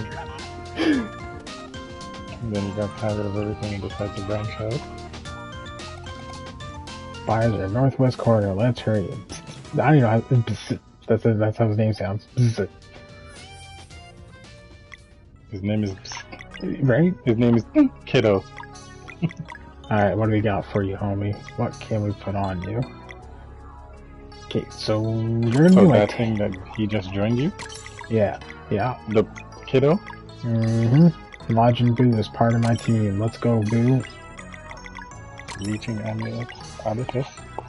Oh, okay. His first move's an elbow drop. Already liking this guy. Warble inspires a target. Elbow drop, power splash, ultimate. He has a Curious to see revive. his ultimate. Arcane That's damage. okay. Quick question. Wait, If you're not doing anything important, when am I ever? when it comes to like the RPG genre, like what most of them are good stories to be honest, but what pulls you in the most? So I'll put it in top 3 format. Number 1 is evolution transformation RPGs are like fucking my vice. RPGs So like were kind of like Legend of Dragoon type stuff. Legend of Dragoon, Breath of Fire, fucking even like job changes like Final Fantasy IV, like just evolutionary changes where like the hero has to evolve into something else almost, like not opposite of what it is, but something either in ascension or the opposite of what they are to beat the enemy. Yo, you got me hooked, because that's way more interesting. Because and then the second one is kind of like a combo system, because that always keeps my mind kind of intrigued into it. And then the third one for me, trying to remember now, like a weakness system, like Persona and stuff. Right? Oh, okay. Yeah, like the reason why I have them separate, because people are like, oh, well, combo system has no, there's a difference. That I want to say it's a Game Boy Advance game, Crossworld or whatever it is, where like you could play as like Chris Redfield and stuff, and it was like a tactical RPG kind of thing, and it had like combo gameplay mechanics in it. Like you hit a button, someone does like an uppercut, and then you can do like an aerial hit. It was like Capcom made it. If I can find an image of it, I'll post on the Discord for you guys, maybe my jog your memory. That combat system really hooked me, because I was like, if you didn't need to be strong enough, you just had to have the right chain to keep the combo going, and you could kill the boss probably in one turn. That Astral Chain game for the Switch, the exclusive one, that game kind of reminds me of exactly what you're talking about, but it was such a sick game, man. I wish it was on like PS4 or whatever, so I could stream it, but that game was disgusting. Yeah. Like, it's so slept on, it's not even funny. And like, yeah, games like Breath of Fire and stuff really kept me interested, because Breath of Fire is like, you transform into a dragon, and you stay a dragon for the entire fight. I'm like, yo, get fucked. Or like just like games in general that just had that ability. Like even, Legend of Dragoon. Not many RPGs play into Digital Devil Saga had it, where you turn into those demon forms. Like that really kept me interested as well. And like those, like, yes, standard RPGs keep me interested and keep me like, wanting to play more and everything. But like those games just have that uniqueness to it, where it's like, yeah, I gotta play it. I gotta play and figure out what's going on. Yeah, I always, for me, the go-to, I mean, I like when the story is fire, when you're sitting there, and especially with the old school one, because like Wizzo was saying earlier, these ones nowadays are like more flashy or whatever. One thing I will always say though, I would always prefer the ones where they voice the dialogue opposed to like reading it, but at the same time it didn't really take away from it if it was really good. But I always like that aspect when the story is nice, and it's a nice story. I always like the aspect too where you start off in one place, and then along the journey you meet other people that are basically trying to do similar thing to what you're doing, but in their own way. But then you guys have to kind of come together and do the same thing together.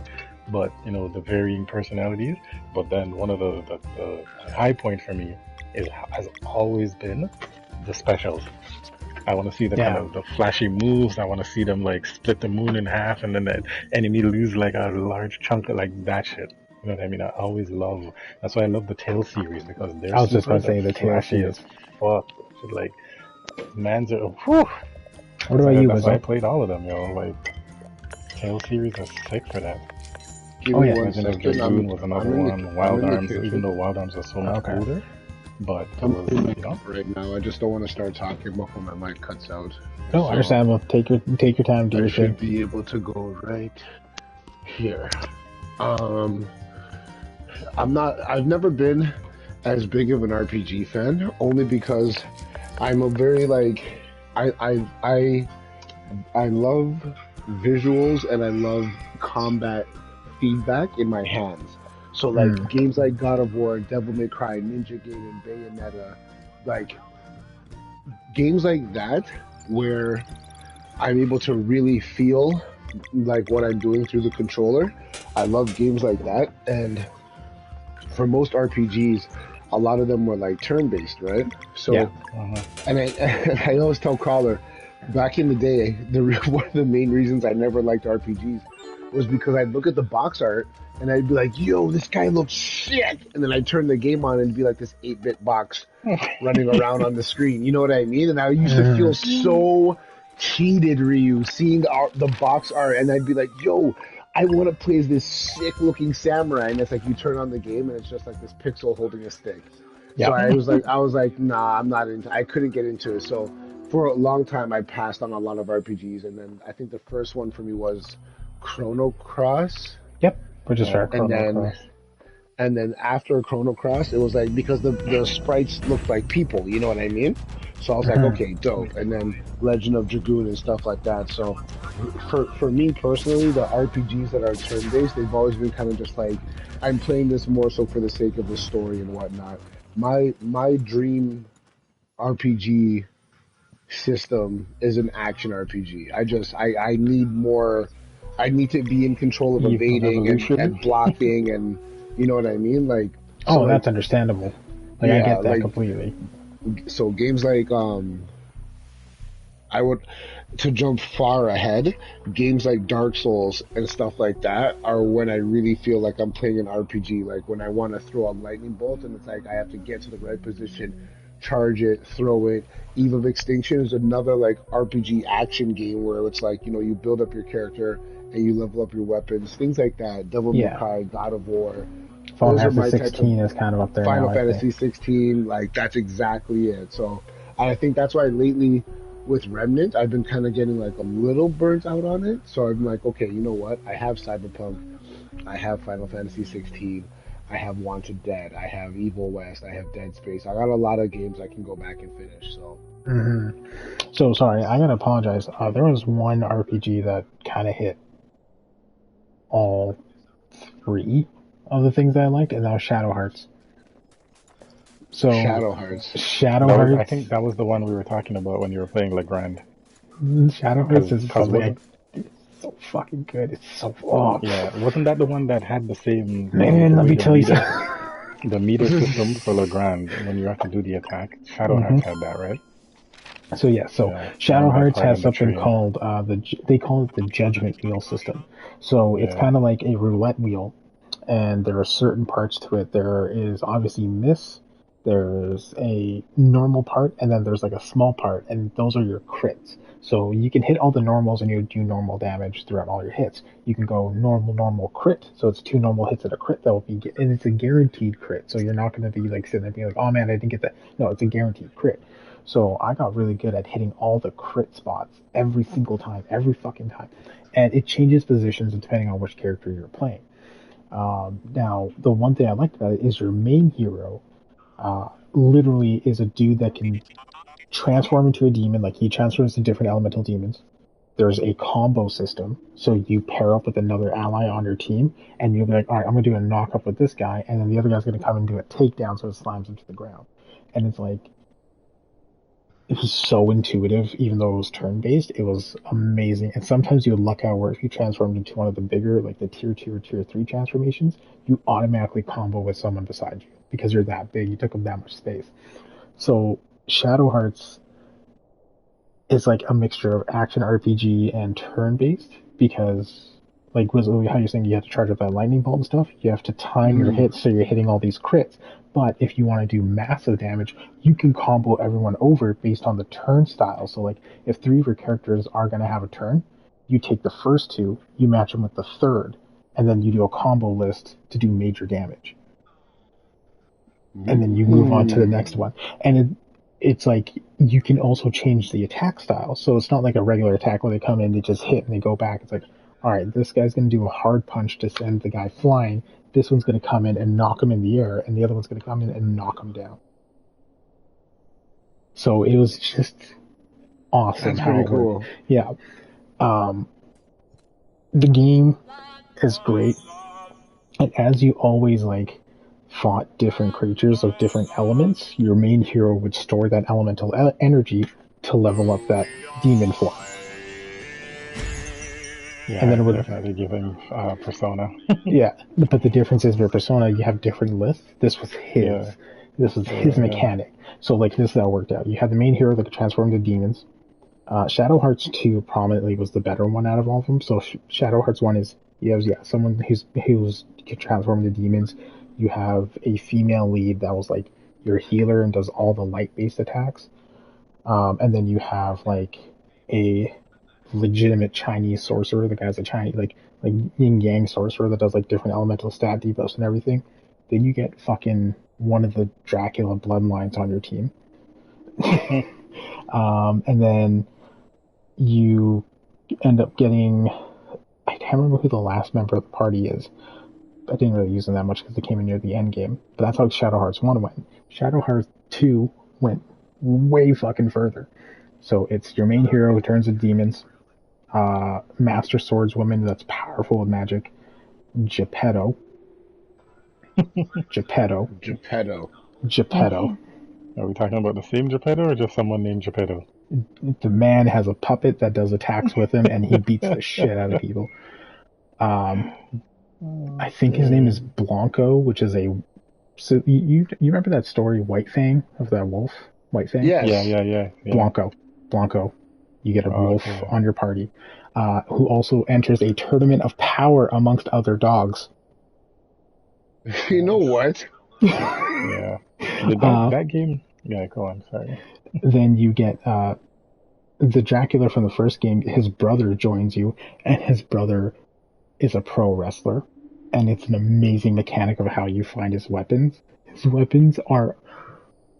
the reason why I love it is because it never will leave me, because this is the greatest way to find someone's weapons.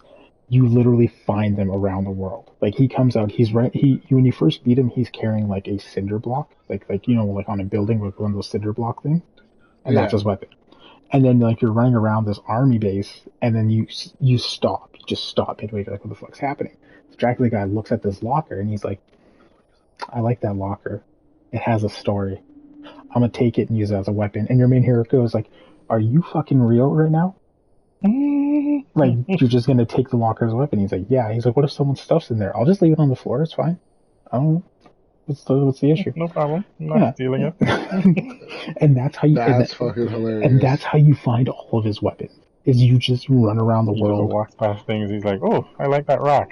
That's my new weapon. No, bro, it's... So I know specifically, because I think there's like 6 of them that you can find. He starts with a cinder block. He finds a locker. He finds a mailbox. He finds a pipe that used to have kittens in them. That's specific. He points that out specifically. Used to have kittens in them. I'm crying. And then there's his mentor is another wrestler from like India or something like that. So the game takes place like in real time, like during World War II, but it's like occult stuff. Yeah. So it has his mentor is a wrestler from India, and there's a statue of him in one of the towns because he was going to wrestle there.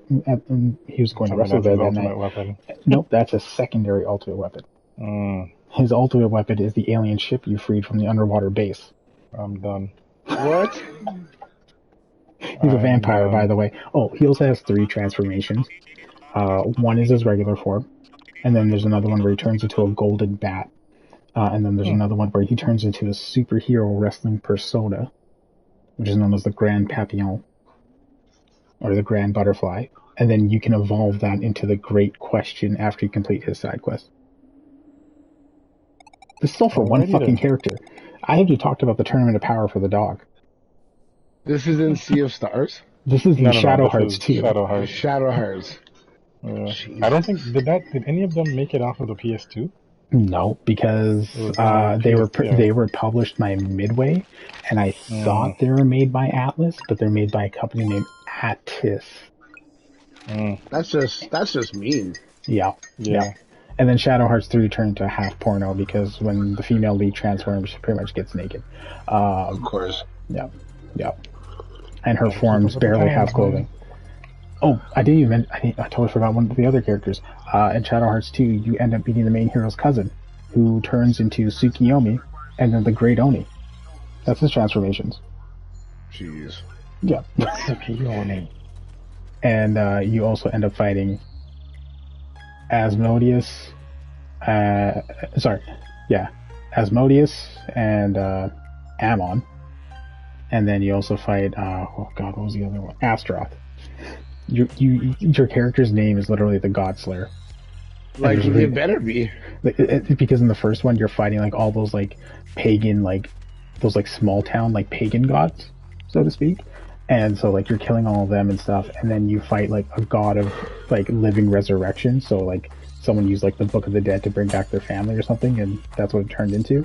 And then you fight an alien that they summoned from the stars, which was an alien. The game's crazy. The game's awesome. Like, for Crawler, you would like it for the fact that there's a lot of shit to do in the game.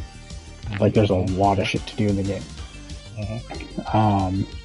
Like, Shadow Hearts 1 has the mechanic where you also gotta keep your soul in check by fighting these deities that come out of a Hellgate that want to kill you and take your soul. So every time you do an internal battle against them, it's like a 1v1 battle. And it can happen at any time in the game. So it's not even just like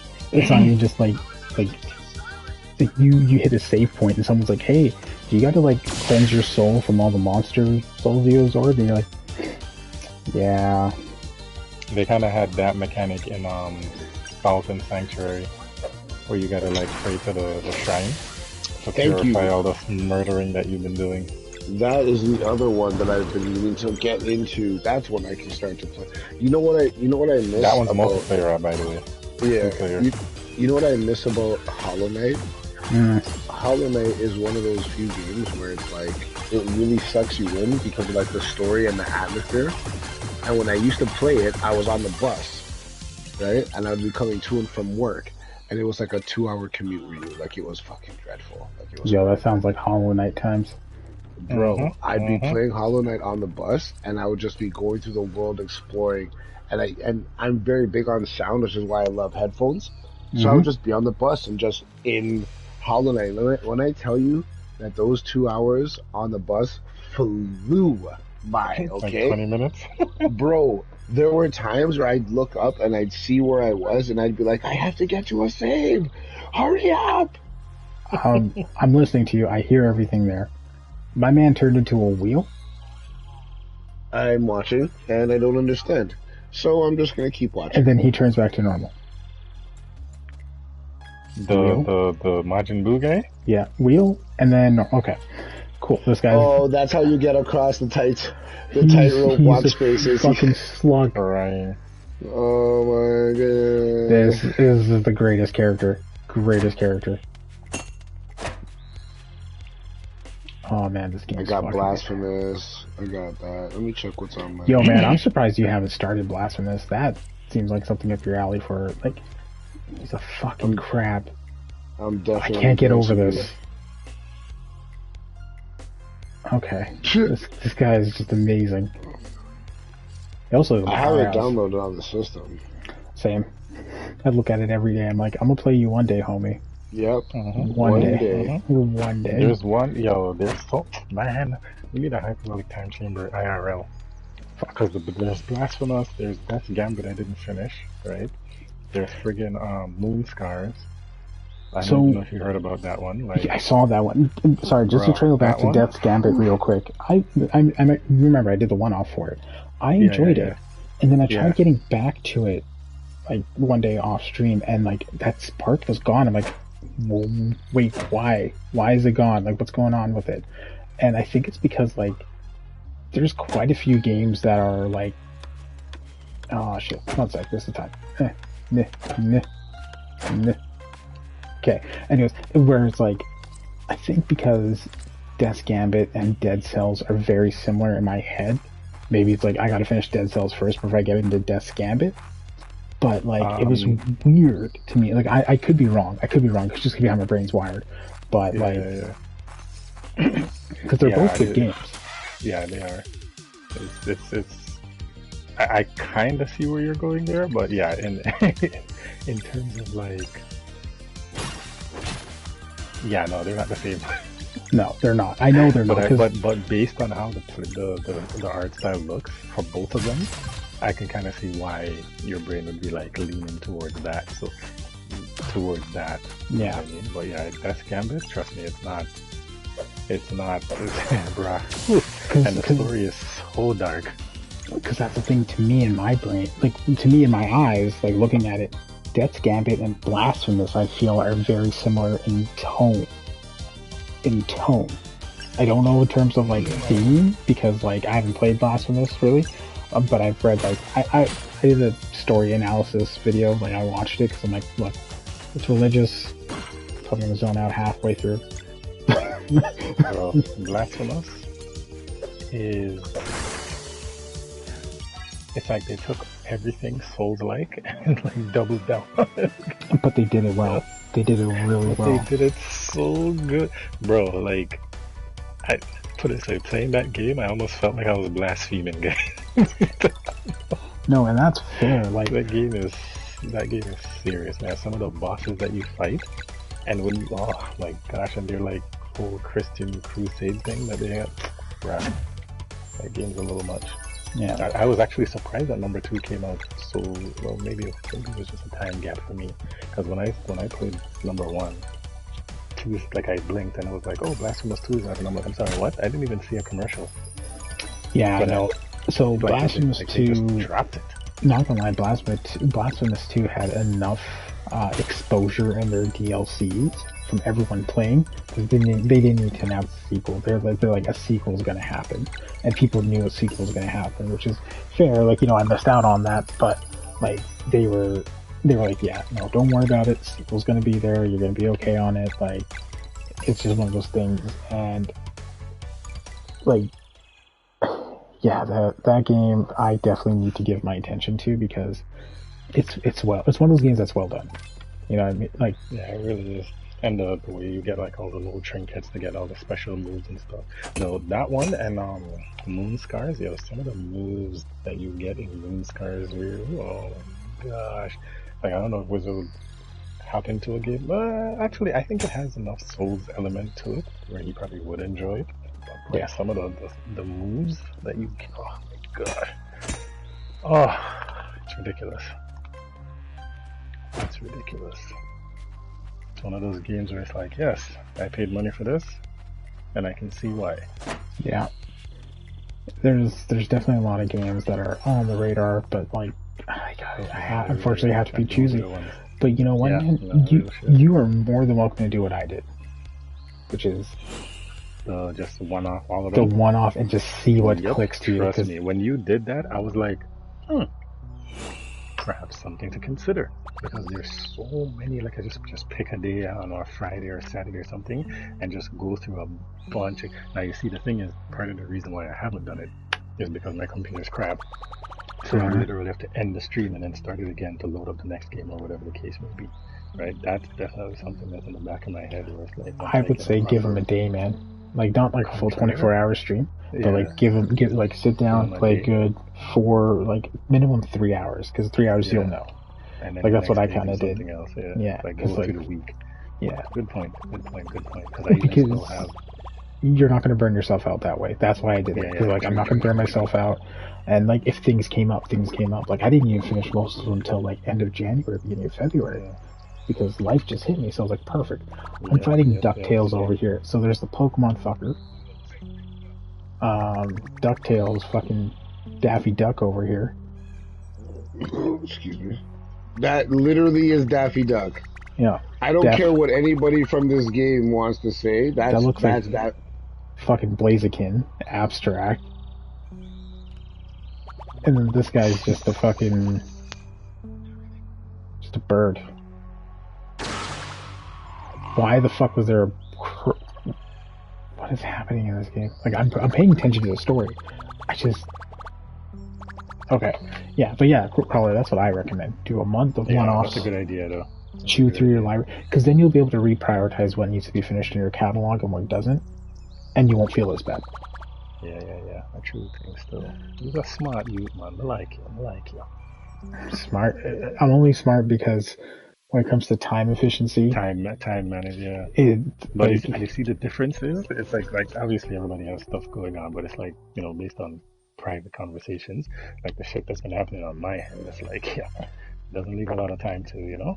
But then again, it's a good idea though. But then again, you know me from Neon days. I was one of the OGs where people are just like, I can't do it because I gotta work. I'm like, I'm fucking working. I'm getting this shit done, homie. Yeah. I don't know what you're talking about. Full-time work, taking care of a kid, doing this, streaming, going from there, coming back. Like, when it comes the funny thing is, all of those normal stuff would have been fine, but then it was all the other shit, like the health issues and you know, hospital this and surgery that and all kind of bullshit. Yeah, that's why one-offs are work. Hell, you know what? If you want, do your one-offs on your YouTube channel, so it doesn't affect your stats on Twitch. If you want to do that way, if you want to be technical about it, if you don't care, then don't worry about it. But if you want to do that, then at least you have some content for your YouTube channel, and who knows, people might enjoy it. Like a let's play type of thing, whatever. So many content creators do one-offs, man. So many content creators.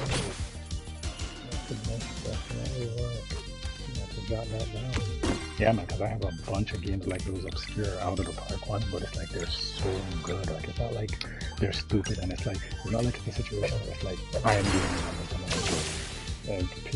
Mostly people probably don't even know they're out there. Not like I'm doing promotion for them or anything, but it's like, no, that's what I know. I'm like, okay, I've seen this, I've seen that before. I played this before. I know what this feels like. I want something different. Oh, here we go. Cool. Moonscar. There's even one called what was it? 3000 Deaths. Like even that one has those like elements to it too, but it's like a side scroller. Man, so much shit. You want to hear about something obscure, and Wizzo knows that. Be like, yeah, I can see where you're playing this. There's a game where you're just a mail person delivering mail. Nothing else is happening, man. It's not an arcade game. You are living day to day, talking to friends and family, living your life. It's a cozy game, and you're just delivering mail. That's actually wow. That's the definition of a chill stream. And they just released a DLC where you play as her dad like 10 years back, and you're doing the same thing, but it's in winter. Crying. That is the epitome of gameplay. It's not a simulator either. It's not like Mailman Sim. No. It's called The Lake, and that's it. Okay. Like the best part is me saying it. The reason why you're not objecting is you're like, yeah, I can see where you're playing this. He played this dumb shit. See you playing it. From my scene you play Stardew Valley, which I'm like, yeah, this description that you just give definitely is up your alley. I mean, I'm going to be getting back into Stardew Valley pretty soon here because they're dropping the content. I just don't remember what the fuck I was doing. Like, I go load in, I'm like, everything's self-sufficient. Like, my character actually physically doesn't need to be here. Yeah, just farming, doing your thing. Well, okay, the funny thing is there's the romance element in the game. Wait, they have romance part too? Dude, you can marry some people there. I never gathered that from watching you play it. Because I never went for it. I don't got riz. I don't have time for rizzing. I got time to fucking plow fields and make bread. Fuck you think this is? I left my corporate life for the farming life. I gotta get paid. I gotta get lights on. It's hilarious. Right, I don't have time to fucking rizz up like fucking goth chick at the bar. No time for that right now. That motherfucker at the bar needs like 6 cases of beer. I'm here to drop that off and get paid and then go. Peace. Like, again, it's funny because everyone kept telling me what the criteria was for Stardew Valley to get like the 3 stars. Like, oh, just make sure you romance someone and da-da-da and stuff. And I got 3 stars for having an immaculate farm. I'm just like, I'm dying. This is a skill issue. Like, my brain immediately went to romancing someone is the coward way out of this game. You're a straight up coward. I don't want to work on the farm, so I'm gonna marry someone. Get my bonus points. Nah, bro. I'm gonna make that greenhouse. I'm gonna make those fucking wine bottles. You can't stop me. I've seen Breaking Bad. I know what you have to do.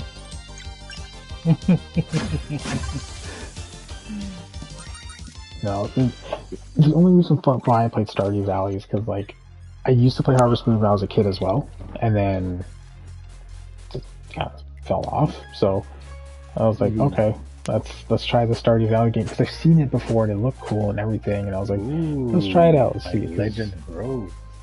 Have I become the ghost? You better be. Maximum resolve increase. Reach explore. Nice, nice. I'm getting tired of falling down these pits, man. I'm getting beat the shit against the boomerang. Oh, arm of incineration.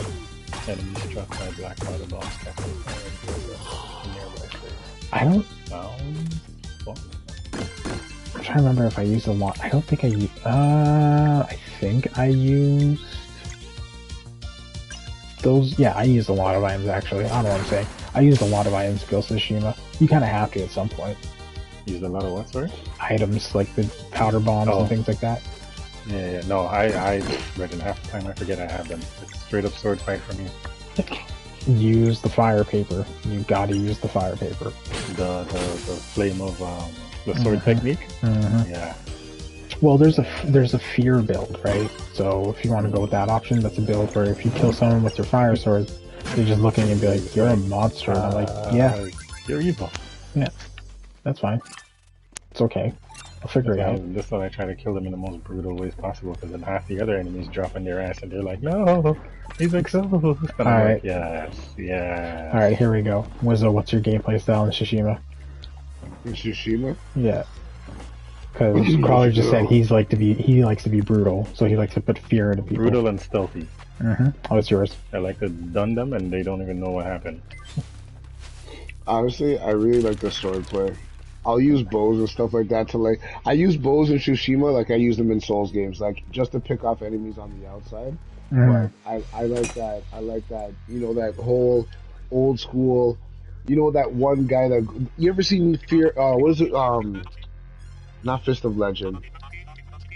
That Jet Li movie. You know them old movies where it's like one guy versus like 50 people. He's got one sword, and it's just like, I don't get tired. 47 Ronin. Yeah, just like, I'm just gonna kill all of you. Okay. I'm gonna use my sword. I'm gonna use some trinkets or whatever I'll use if necessary, just to get myself out of a bad position. You know what I mean? But I try my best. I try my best to use just swordplay in it, because it's like, it's whatever. But with Ghost of Tsushima, that game was fun. You know what I mean? That game was fun. So, we have Stealth and Brutal from Crawler. We have Traditional and fucking God Tier from Wizzo. I wish. My gameplay style in Ghost of Tsushima was literally... Don't die? No, the second I drop onto the field, like when I got better, Crawler, it came to the situation of, yo, he's here. Who's here? Why are you dead? Yep. Why am I dead? And then I just go straight to the commander and be like, yo, eat shit, and just fucking fight him. And just go ham. Just start swinging on it. Like, it was just one of those things where, like, I remember fighting the final boss in that one, and yeah, it was one of those things of, basically, it was just a brawl-out fight. Defended, parried, went through all of it, broke his shit, went through every single guy, used that dash cutting ability. Like, I'm just gonna be anime. This is it. I'm just anime all through first and just do the swipe and swink. First form breathing, kick your ass style, and just went from there. Yep. Okay, so I'll just find a release mechanism. This is crazy. Maybe. But yeah, like, it was just like, I ain't gonna think twice about it. For something that was so reminiscent of like an Assassin's Creed game, it really delivered on the combat. Cause that's Sucker Punch, man. And even Assassin's Creed, as it got to the later titles, the combat started to feel better. Yeah, my all-time favorite combat was the Origins and the Odyssey. Mm-hmm. So I still And you know have. what? I didn't mind the Brotherhood because of how they incorporated like a little bit of ninja je ne sais quoi into it, where it's like you had your squad and you just waved your hand and a bunch of people came out of the bushes and like underneath a pot and a fire urn and just bodied a bunch of people and then rolled back and everybody just disappeared like nothing happened. For anybody who never played Brotherhood, I definitely recommend that one. Oh god, I was matching cards. Okay, sorry, I was just matching puzzles. But yeah, no, it was just one of the things that was like I didn't. The game felt difficult but fair. And what I mean by that is if you went into a place where it's like, hey, if you had this one piece of equipment, it would have been easier for you, but unfortunately it's going to be tougher for you. Okay, fair. Yep. Yeah, that's a good way to put it. And that's like the one thing that I enjoyed the most out of Tsushima. Never really understood horseplay, kind of got nauseous at some points, but I didn't mind it. Some of the super stealth missions were good. I love those ones. They were good. I just... Oh, it's fucked up somewhere. Yeah, Like, I love those ones. Yeah. You know, I'd either... Oh, I shot this one guy in front of the other guy. Now the other guy's freaking out, so now I gotta go kill him. Like, yeah, just dumb shit. Yeah, you shouldn't have looked, right? Like, you shouldn't have looked at me. That's all that is. Stop looking at me. That's the easiest answer. You want to live? Go away. Walk out the encampment. Tell your guys you're going to the bathroom and never come back. Fucking like that one meme of like Batman where he's like inside the dressing room or like the bedroom of someone like investigating something and the burglar opens the door and sees him. Batman just looks at him and just closes the door back. He's, what's in there? Nothing, and just keeps it moving. I was like, yep. That was the only one to go home and be like, I'm getting a regular job. Starting today, my life has turned the fuck around. Yep.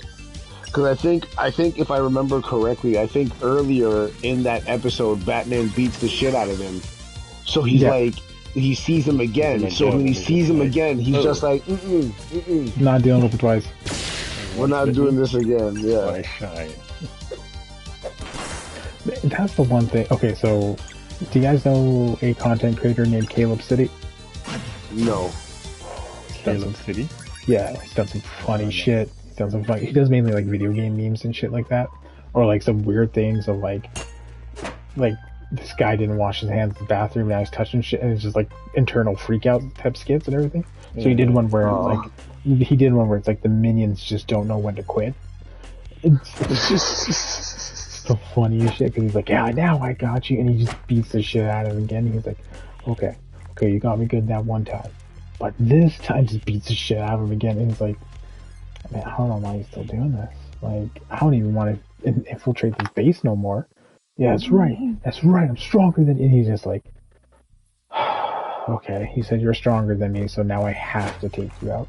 Like, oh my gosh. He did this skit of Street Fighter 6, and how, like, you can just run into random people and fight. And it's like, there's a guy waiting for an Uber.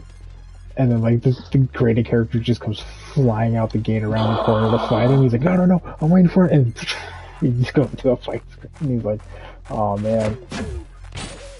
It's just, he's got some funny shit. That sounds similar. It was, I don't remember his name, but he talked about YouTube a couple of times. And it was like how Dante disrespects his enemies. Mm-hmm.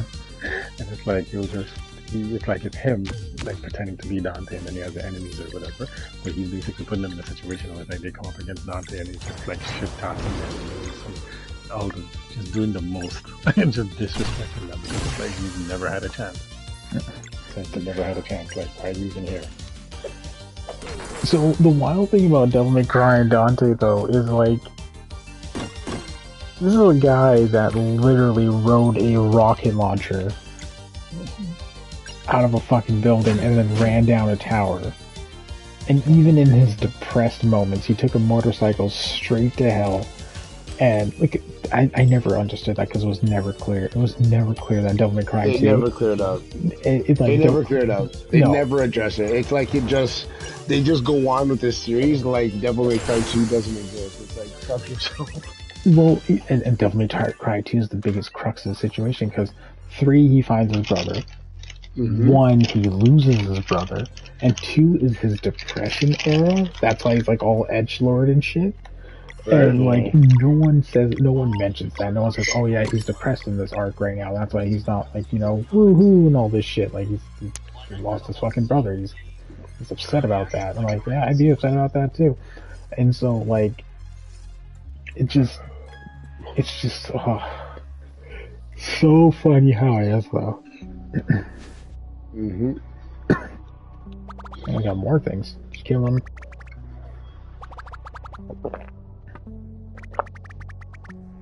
Get the gallows. Like, I don't know. Yo, I love that you can manually put your sword away because after I done body these guys, I just wipe their filthy blood off my blade. Yeah, man. I did that one time in front of one of the villagers. I was like, fuck, that's a mental scarring for this NPC for the rest of their life. Because you didn't have therapy sessions back then.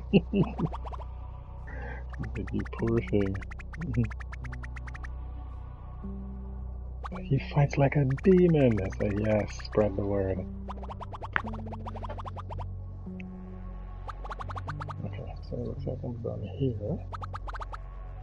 I can move on to mercilessly killing the rest. Has any of you watched the anime for this game? What game? Ghost of Tsushima? There's no fucking anime? There's an anime for Ghost of Tsushima? Wow, see, this is why conversations are important. That's okay. Okay.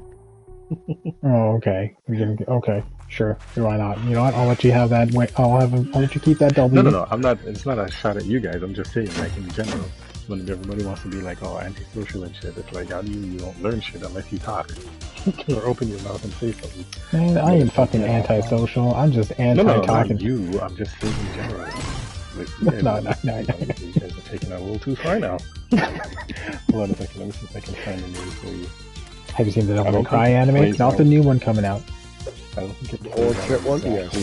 How it is. But it's called. So if you really want to hurt your friends, just remind them. Just remind them.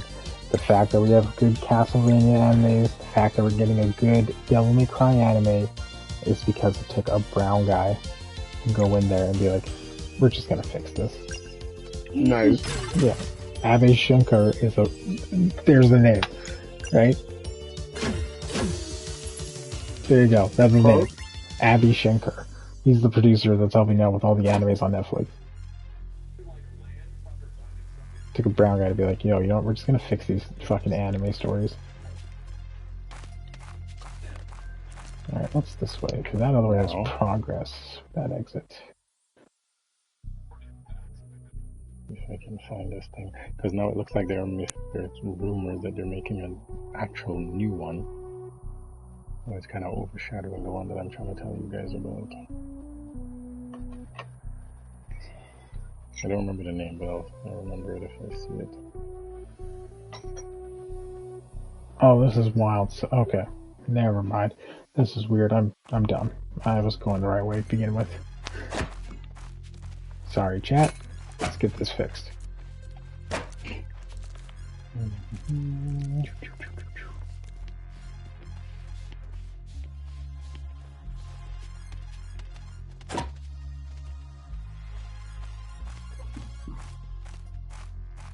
Okay, that's what it's called. It's called Record of Mongol Invasion. That does not sound like Ghost of Tsushima. That's not even the title. Close to it. Record of Mongol Invasion.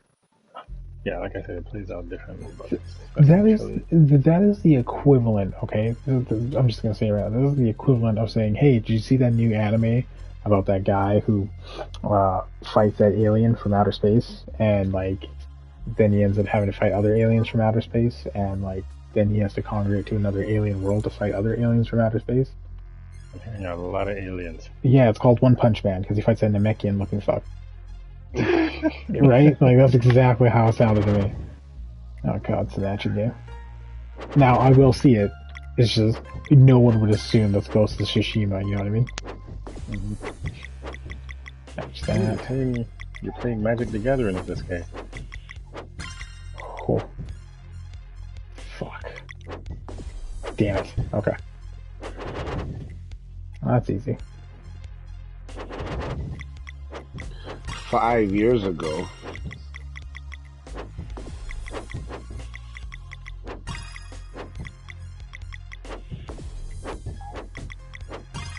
There, and there. So I'm guessing that this is an anime. Okay, so this is an anime about the Mongol invasion. 'Cause remember, Ghost of Tsushima is based on a true story. Yes, it is. Yep, that's Yeah. true. So this anime depicts that.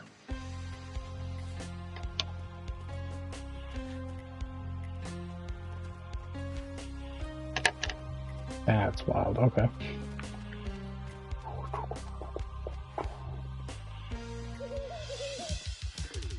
Find fucking owl people. Done here? Can we find it in English to watch our live? And the illustrations of it look pretty clean. Have you guys finished the Onimusha anime? I'm gonna start that this week. I was there and I'm like, what else can I watch now that I finished? Caught up in Invincible, caught up in One Piece, caught up in Jujutsu, finished Blue Eyed Samurai. I'm like, something It's out only there. 6 Then I went on episodes, man. Netflix and I saw that and I'm like, ooh, that's what I'm gonna watch next. Definitely also recommend watching Pluto if you Angel get a Cop? chance. I mean, Angel Cop too, but Yeah, Pluto I for had sure. that. I bookmarked that one. On my- I mean, if you want a good like a murder mystery Wait a anime, minute. what's up? Sorry. Not you guys. My bad. No. Okay, so it looks like I saw all of this area. So I need to go here. I have not seen all of this anime, but I remember this character. I watched the first couple of episodes, but I don't think I watched more of it though. Which one? I don't remember shit about this show. The Mongol one? The main character the here one with the that I scar just in his mentioned face. Yeah. The main character here with the long hair and the scar on his face. I've seen him before, but I don't think I watched all of it. I definitely did not watch all of this show for sure. I think that's probably when it just came 12 out. episodes. We might have had the conversation before.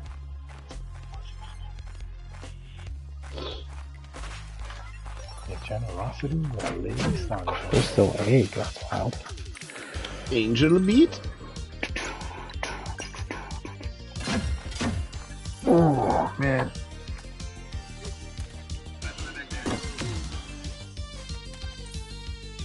One, two, buckle shoes. I would say this Majin Buu character hits fucking hard. He does, eh? Fucking mollywop the shit out of that one guy. Oh, Nice uppercut. Mm-hmm. Is this is that one a one-off or does it have like replay? Finding out, in terms of trophy hunt, there is replayability, but like, there's apparently a pretty decent post game, so you don't have to worry about replayability in a sense. Coolio. Yeah. Taste my blade. I'll be honest with you, I haven't really looked too much into it, only because of I didn't want to expose myself too much to this game. Yep. Okay, this motherfucker has a ball spike. Is that fucking, what's that guy's name from Hunter x Hunter? The ninja guy? No, the dodgeball guy. Oh. Razor, I think his name was. Razor? Yeah. Razor? Yeah. Razor. Greed Island was a good arc. Okay. Like, Greed Island was a pretty decent arc. Yeah, Greed Island was Great arc. It was sicker than I thought it was gonna be, to be honest. That's because that's the arc where they were learning their powers, right? So it's like That entire anime was better than you think it's gonna be. Like every part of that anime that you think is gonna be average, it turns into something so much more wild. Like when Golden Killua leave with that guy, and they're like, "Yeah, we're gonna go to the hunter examination." They're like, "Okay, we're gonna walk this way. You guys have to keep pace with me." They're like, "Okay, there's probably gonna be a 1-2 thing for them to fight on the way there," and blah blah blah. When you start seeing the traps and everything that's going on, people setting up other people and all kind of stuff, you're like, okay. Yeah. Like the Hunter x Hunter I've never seen fully ever before, so to see it was like, fuck, I missed the treasure chest. RPG brain, folks. I'm gonna have to go back and get that fucking treasure chest. Yep. Yeah. I'm an idiot. Ooh, there's armor upgrades available. I'm working for that, but I'm not working for free. There we go. There we go. Hit stop.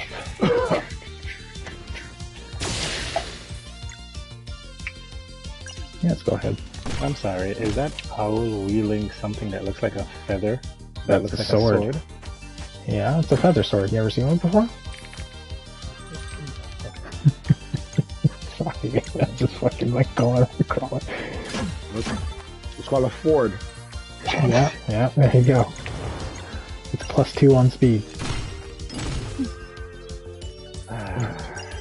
+2 on speed, and +1 on lisp. By the way, that's the other part of the mechanic is you can knock out the enemies out of their ultimate attacks. Nice. That's cool.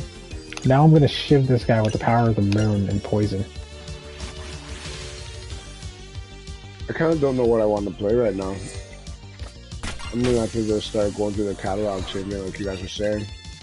Yeah, like we should team up and play some Salt and Sanctuary. So which one? Salt and Sanctuary. I think I have that on the PlayStation 2, you know. PlayStation 2? PS2 era. Salt and Sanctuary. Right. Oh man. Yep, that got me armor. I needed that armor. Okay. This will protect you. This guy looks like Donatello Versace made the suit, yo. Hey, which guy are you talking about? In Ghost of Tsushima, the armor that I just made. Oh yeah, some of the armor in that game is pretty sick. It's fucking disgusting. Okay. I think what was the one I rocked the most? I think I ran the monkey armor a bit, just because of the counter. It's just so good. Like the parry and then the counter hit, and then I think my average armor that I ran the most was I think the Ronin armor, just because I like the look. I ran the Traveler's armor the most, just because I like how it looked. Mm-hmm. And then when it came to fight, I would throw on the Samurai armor. I ran his clan armor, the one that Wuzo just mentioned, the first one. Yeah. And then anything that made me look like the Straw Hat guy. Nope, fair enough. Don't forget you gotta get your Yharnam armor and your God of War armor and your Horizon armor. Yep. Oh. Yeah. Or remember what the hell's his name? God Hand from what's the show called? I can literally see every aspect of it, but I can't remember the damn name. Samurai Champloo. Mm. Yeah, that guy with the straw hat. Yeah, that straw hat. Yeah. Yeah. Mm-hmm. And the Traveler armor kind of gave me a little bit of like Jubei Kimagami vibe. That's why I like rocking it, because those are simple, just regular clothes. Wait, but, you know, your sword skills are immaculate. Small request. Can we stay silent for 1 second? Yep. No story time? Yeah. No, not story time. The guy's glass feet. You can hear tink. Oh. Why is your thing frozen? Like, Fresh. that's the attention to detail I love, man.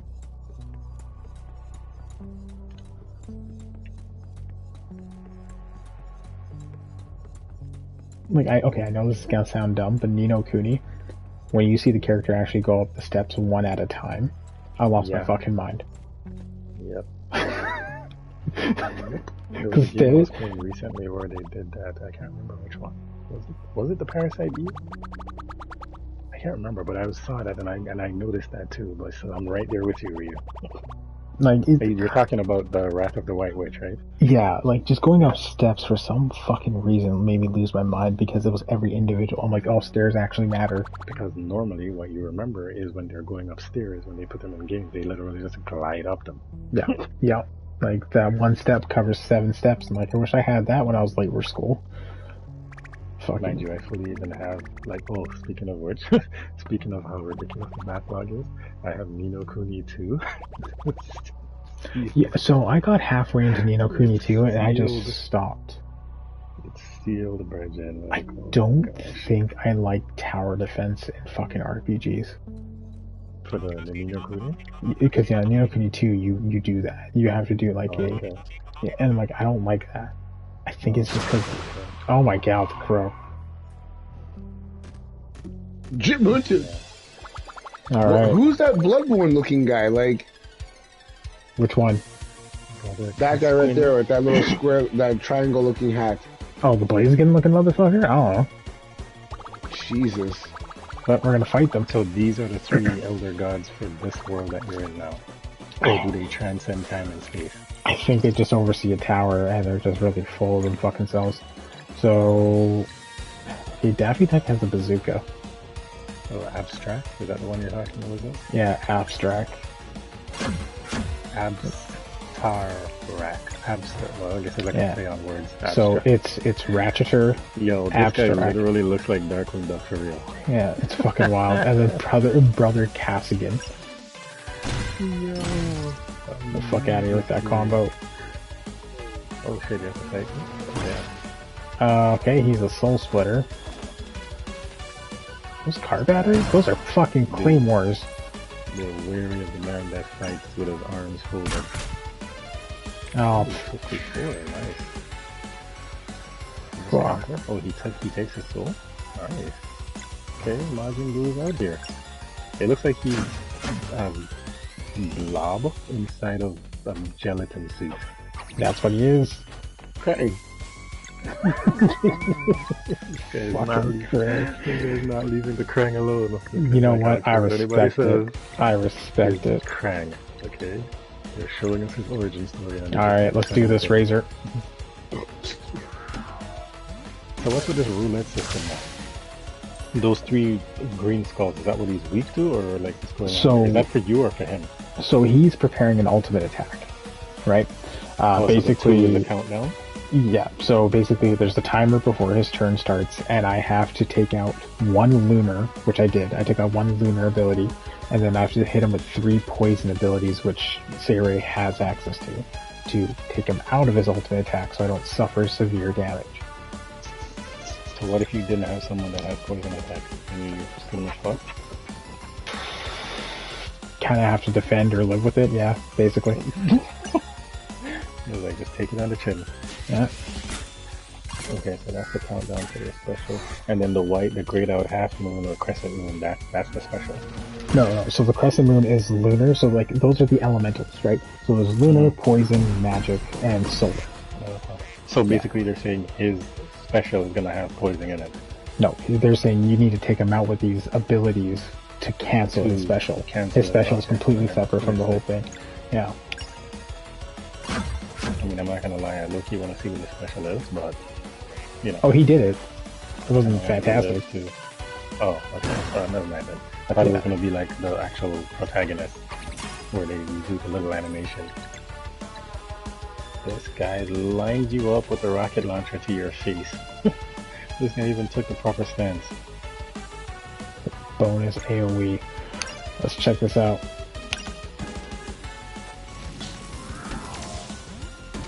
Oh, I didn't hit it. Fuck. Okay. I can get it. I can get it next time. Oh, this guy dropped claymores on you? Okay, I like this guy.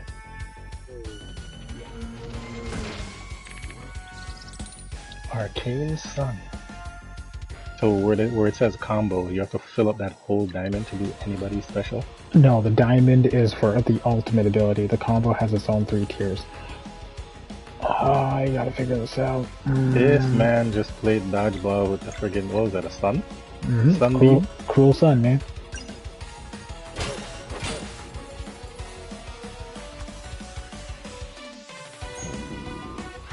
Cruel sun. Oh, he's an issue. Okay, I just found out who the healer was. Guy in the middle? Nope, the guy on the left. And now you got 2 lunar, 1 poison, 1 lunar, and then you got whatever that is, so poison. What the fuck was even that? Jesus. Mandolin. I just summoned the phoenix. Nope, it was a crow, and I am almost dead with everyone. Oh, yeah, just died. Nice, Rashad just died. Oh, sorry, dodged. I was like, True Terra. This guy just lay an egg? Yo, I'm turning on. Keep It's a watching. giant crow. I'm going back to my game. It almost killed me, bro. It almost fucking killed me. I'm gonna change my tab to Max's stream where normal things are happening. Okay. And, Oh, yeah, okay. the man just laid an egg and a black crow killed. What? yeah, this game is looking mad dope. Yeah, that game looks hella pretty. I gotta take out the healer. I could care less about the other cat attacks right now. I just found out who the healer was, and I gotta work on him. He is like a threat. You already know.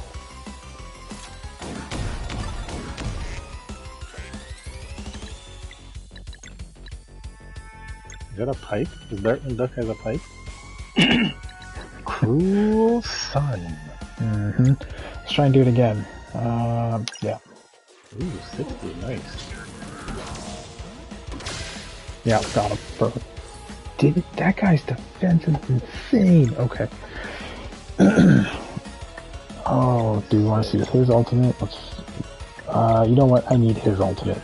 I need Rashawn's ultimate attack. The Great Eagle. Damn it! Oh, it's an ad. No, don't do anything. There's an ad. It's too late, bro. Damn it. It's already started. Besides, your stream seems like it's a little slow, so you'll catch up. It's like a tiny screen. Oh, it's a carpet. He just carpet bombed the whole place. Yeah. And it also heals my team, and I needed that. Nice. Oh, good. I just took out rocket launcher. It's great. It's actually working out nicely. Well, you know what I think it is? I've been thinking about it right now. Do you remember Final Fantasy Crisis Core on PSP, right? Okay. So games like that, and I think one of the big advantages they have in their own portable system, you know that feeling you get when you're reading a good book? Yep. It's like that. You know what I mean? Oh yeah. Like these games incorporate enough where it's like, yes, you're visually doing things and everything like that, but it's just like when you're reading a book. You know what I mean? You everything is going on, and you're just like, yep, I'm gonna do this. Then I'll turn around. I'm gonna do my super shadow special light attack. It's gonna wipe the field. Then I'm gonna call up my dragon. He's gonna blast you with his holy magic, and it's just, you know what I mean? You're just like, I don't know, like it's a lot easier for me to get into the mindset of the main protagonist in a game like Sea of Stars than it is for me to. I can be entertained with the action of Kratos, but I don't feel like Kratos. You know what I mean? Yeah, that's fair. Right? Like I get the great action feel they want you to feel, but I don't feel like Kratos. You know what I mean? Like I watch Kratos be Kratos, right? Yeah. You don't need to project, whereas this guy, you gotta project. A perfect example, like when Kratos gets bitch slapped by Baldur, right? I didn't feel what Kratos was feeling. I knew what Kratos was gonna do. You know what I mean? Like I knew what Kratos was gonna do, but I didn't feel like the character in that moment where it was like, yo, like how would you actually resolve this issue? You know what I mean? Would you even have words? that's one thing I like in Remnant 2. There's some bosses that when they talk to you, there's one boss where you in Remnant 2 when they talk to you, he's like, he asks you a question, and your response back to him is, "I'm just exploring. I'm just exploring. You're not right," or something like that. And then the third response is like, "Do you think yourself a god?" And then it's like, if you pick that one, his response back to you is like, "Oh, you think you're funny." And then your choices after that are like, "Sorry, oh, I'm a riot." And yeah, depending on my audience, you know what I mean? Yeah, right. I'm like, yeah, you know, like, it's, I don't know, man, No, I get where you're coming from, because Crisis Core definitely had that impact on a lot of people. Like, that game, yeah. that game was well done. Like, there was a lot of moments in there where, yes, like, it's, you know, it's got things that people would change to make a little bit more sense or whatever, but, like, even then, like, just going through the story and just living through Zack's moments and then coming to the end of that game and realizing who Cloud really was, yeah, and who Zack was, it was like, that was one of the biggest mind-blowing things to me. Like, when they announced the remake of Crisis Core, I was like, yes, now the world will know Zack, okay? Zack is an amazing character. He's such a good character, man. He's like the best of every main character of an anime. You know what I mean? Like, he's got all the best qualities and none of the flaws. It's because he's regular. Yeah. There's nothing super amazing about him. Watching everybody lose their way in their belief system and their moralities, and then watching Zack come back around and beat their morality back into them to remind them of who they are. Not everyone lost their way. Genesis just really got into books. Yep. Really got into books. He was the Kakashi, always reading his book, right? Love this. I'm sorry, did that fucker just get +8 on his attack? Okay. I love it. I love the power-up screen. This is amazing. It's really Why is cool. he covering his face like that? Or is he celebrating with drill hands? It looks like he's celebrating with drill hands. He turned into a... He's celebrating with drill hands. He looks like a heart. He looks like a heart emoji right now. I know what I'm telling my girl I want for Christmas. I'm gonna be like, yo, there's this game on Nintendo that I want, but I can't find it nowhere. You gotta get it for me. She's gonna be like, it's not on PlayStation. I'm gonna be like, no. But here's the thing, though.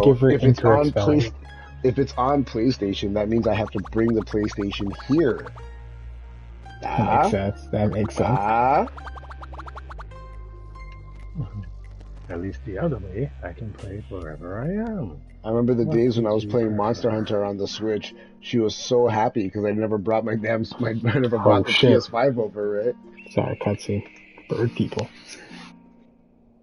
Rashawn.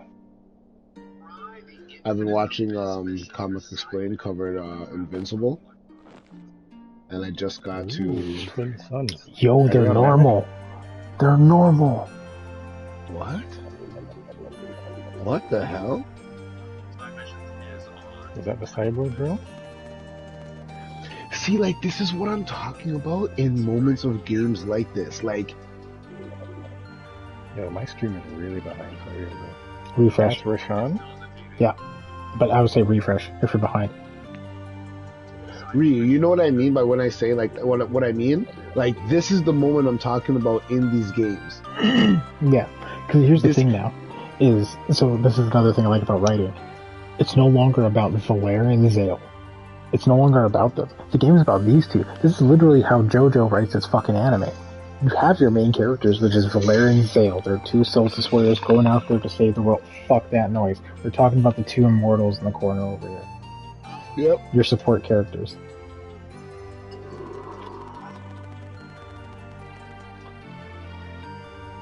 What I love about it is, like, and the other thing about RPGs like this too,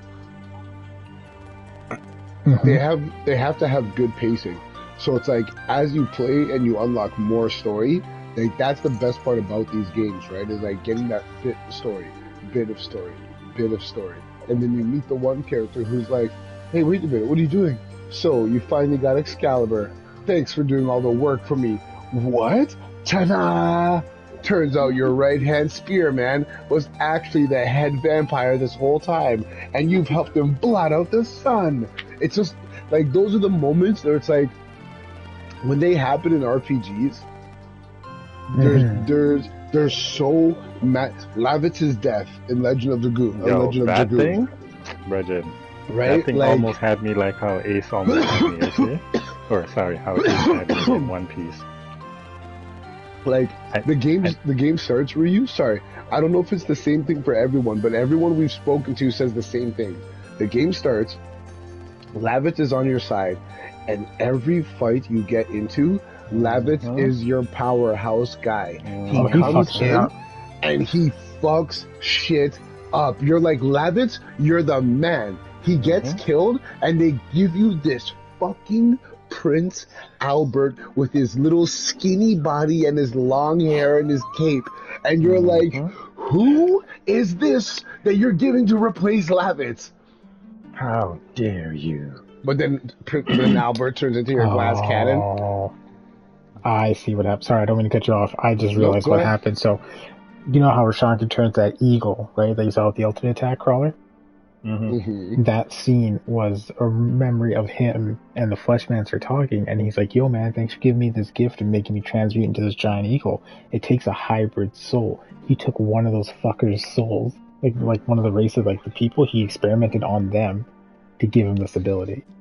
Because that's a bird-human hybrid. Jeez. Yeah, so he made a deal with him. Yeah, see right there. The Fleshmancer. Yes, many of us were sacrificed while he was working on your gift. So, like, the entire time that Rashawn was doing... Because Rashawn used to do things with natural resources, like, you know, sand, cord, whatever resources he found. He didn't realize during that time that his friend was like, "Yo, I'm gonna rip this soul out of this living being and try and make power out of it." So good. Sounds like you should have done his research. Yeah. Definitely should have hit up Google. And he's dead. Well, I mean, I left Bup out of this.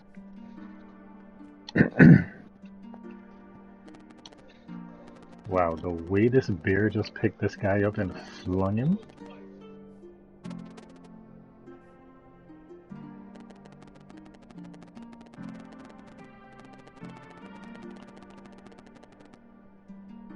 Centuries earlier than I assumed. So that's the best part, when you have two, like, this is crazy because it's two immortals, right? Like, they've been alive for eons, basically. And this guy's just finding out, man, he was way more fucked up back then than I thought. Like, which you can't blame him, right? Like, he's not going to suspect the only other living guy. Oh, he's leaving my party.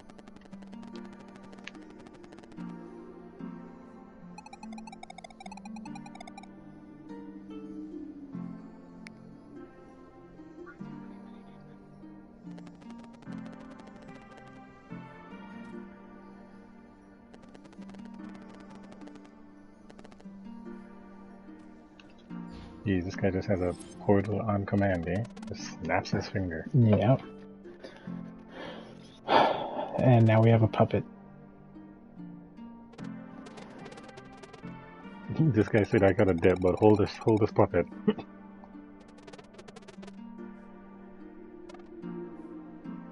Okay, so that was a Fox's thing. The thing doesn't have eyes. The thing's just empty. Look at this fucking living glass golem, lunar monk, solar blade dancer, and assassin. Alright, let's go activate this lift.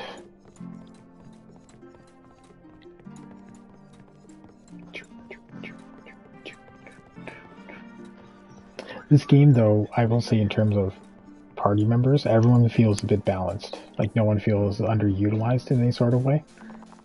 Mm. Is that? Yeah, I hate when they have like a bunch of characters and there's like 3 that you use and the other 10 just You don't touch because you don't want to. Yeah, you don't want to use them. They just sit there. Yeah, And they're like, hey man, are we gonna get field time, coach? And you're like, you know it, champ. No, you know it, champ. And you walk away and you're just like, don't ever speak to that thing again. Mm-hmm. You mean that person? No, that thing. It's a thing. Everyone else is at level 50. Us 3 are at level 50. Object. That thing's at level 2. It's a thing. Yep. Big facts. Hey, it's just like when everybody is putting in that work. Broken handle.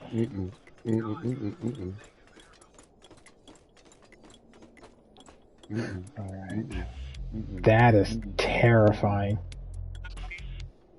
Have I had enough of the ghost for tonight? Jesus. Fucking Jotun. And I think everyone lurking tonight as well. Ooh.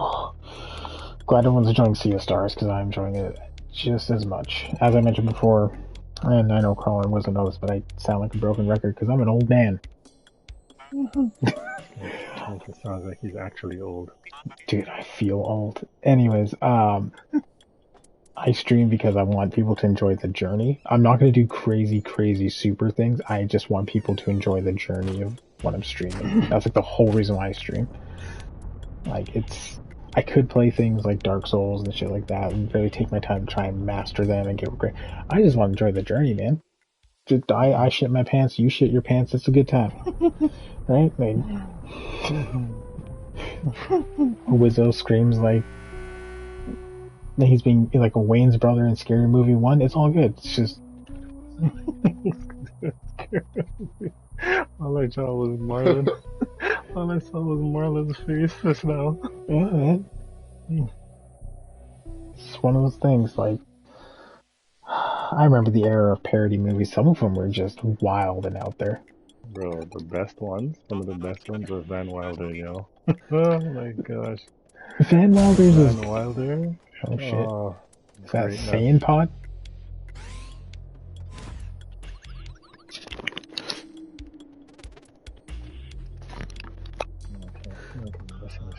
No, this isn't it either.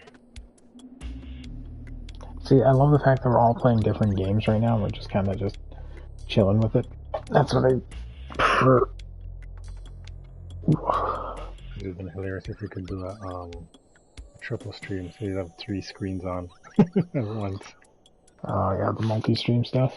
Yeah, that'd be freaking hilarious. Oh, here she goes again, getting turned on with historical things.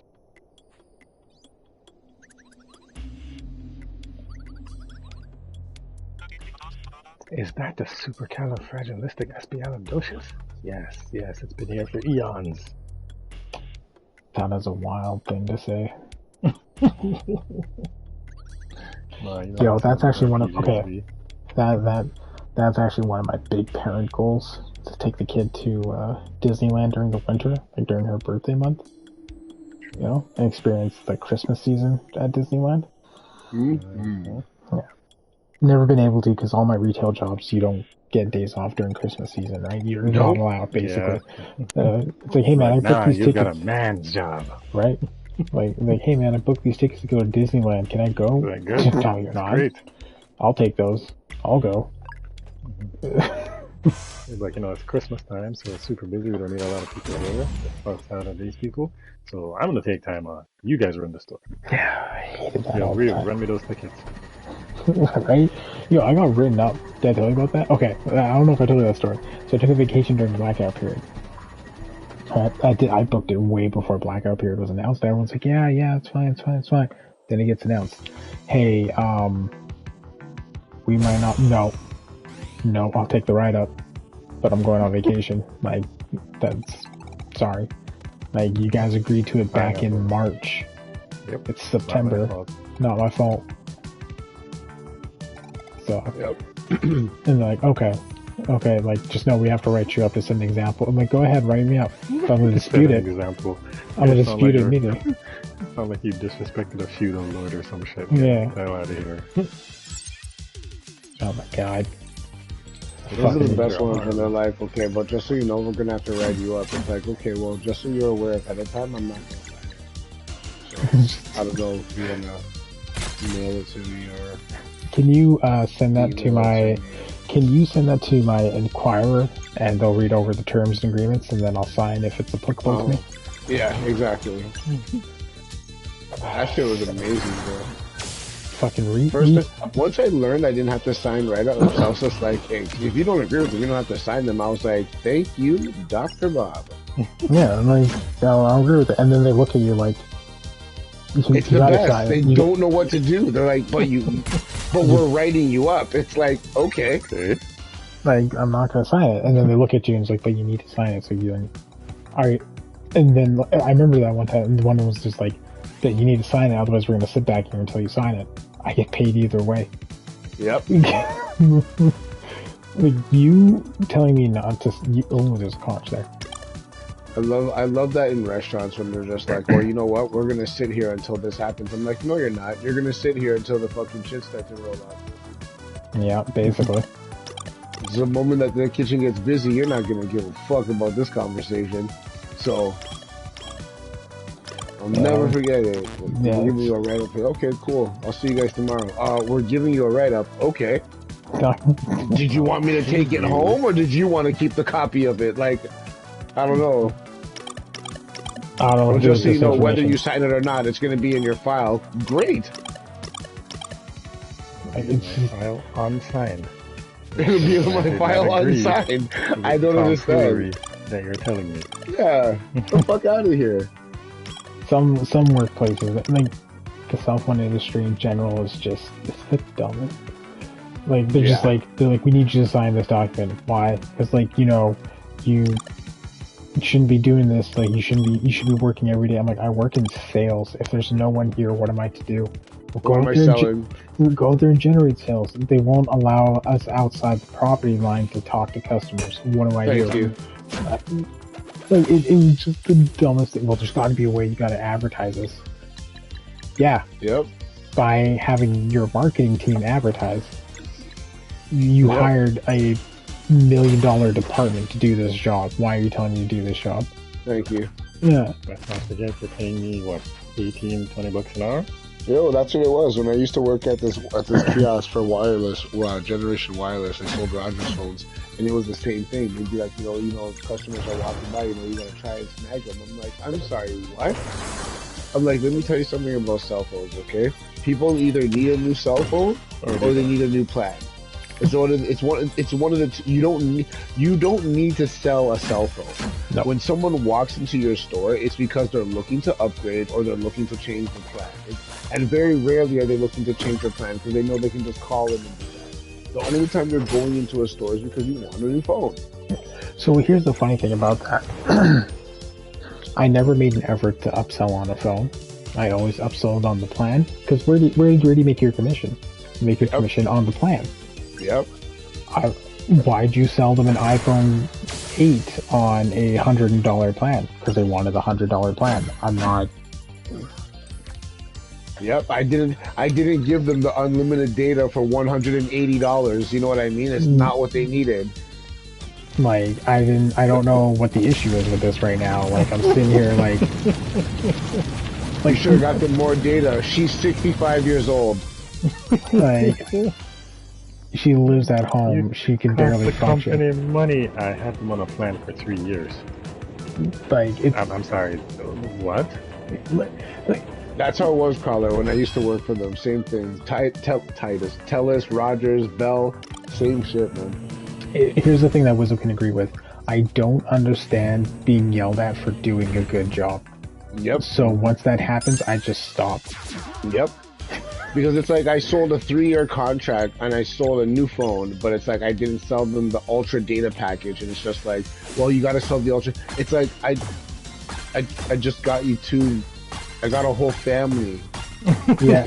I sold 3 phones. Like little Jimmy's got one for the streets and one for the school. It's good. And the thing that they don't realize too is that it really is word of mouth. Like there are people out there where they've had a phone for years and they won't they won't give it up because they're like my mom, where it's like they're just old-fashioned, they're accustomed to what they have, but they go into the right store, they meet the right person who gives them that feeling of like, hey man, don't worry. We really care about you. Not even that. It's just, hey man, I get it. You want a new phone. You want a plan that's still not going to make you feel like you're getting robbed, but you also want a phone that you're going to be able to actually use. You know what I mean? I was the enigma because yes, that's what you're supposed to say. Okay, chat. That's what you're supposed to say to the customer. You want to know what my sales tactic was? Yeah, hey, how's it going? Yeah, okay. Oh, that's your phone. Cool. You know that thing's 5 years old, right? Okay. Yeah, so you asking me to fix it is impossible. The parts in here are old. They're just old. They're just not going to work. But you can fix it. What did I just say to you? I'm not going to repeat myself. I can't fix it.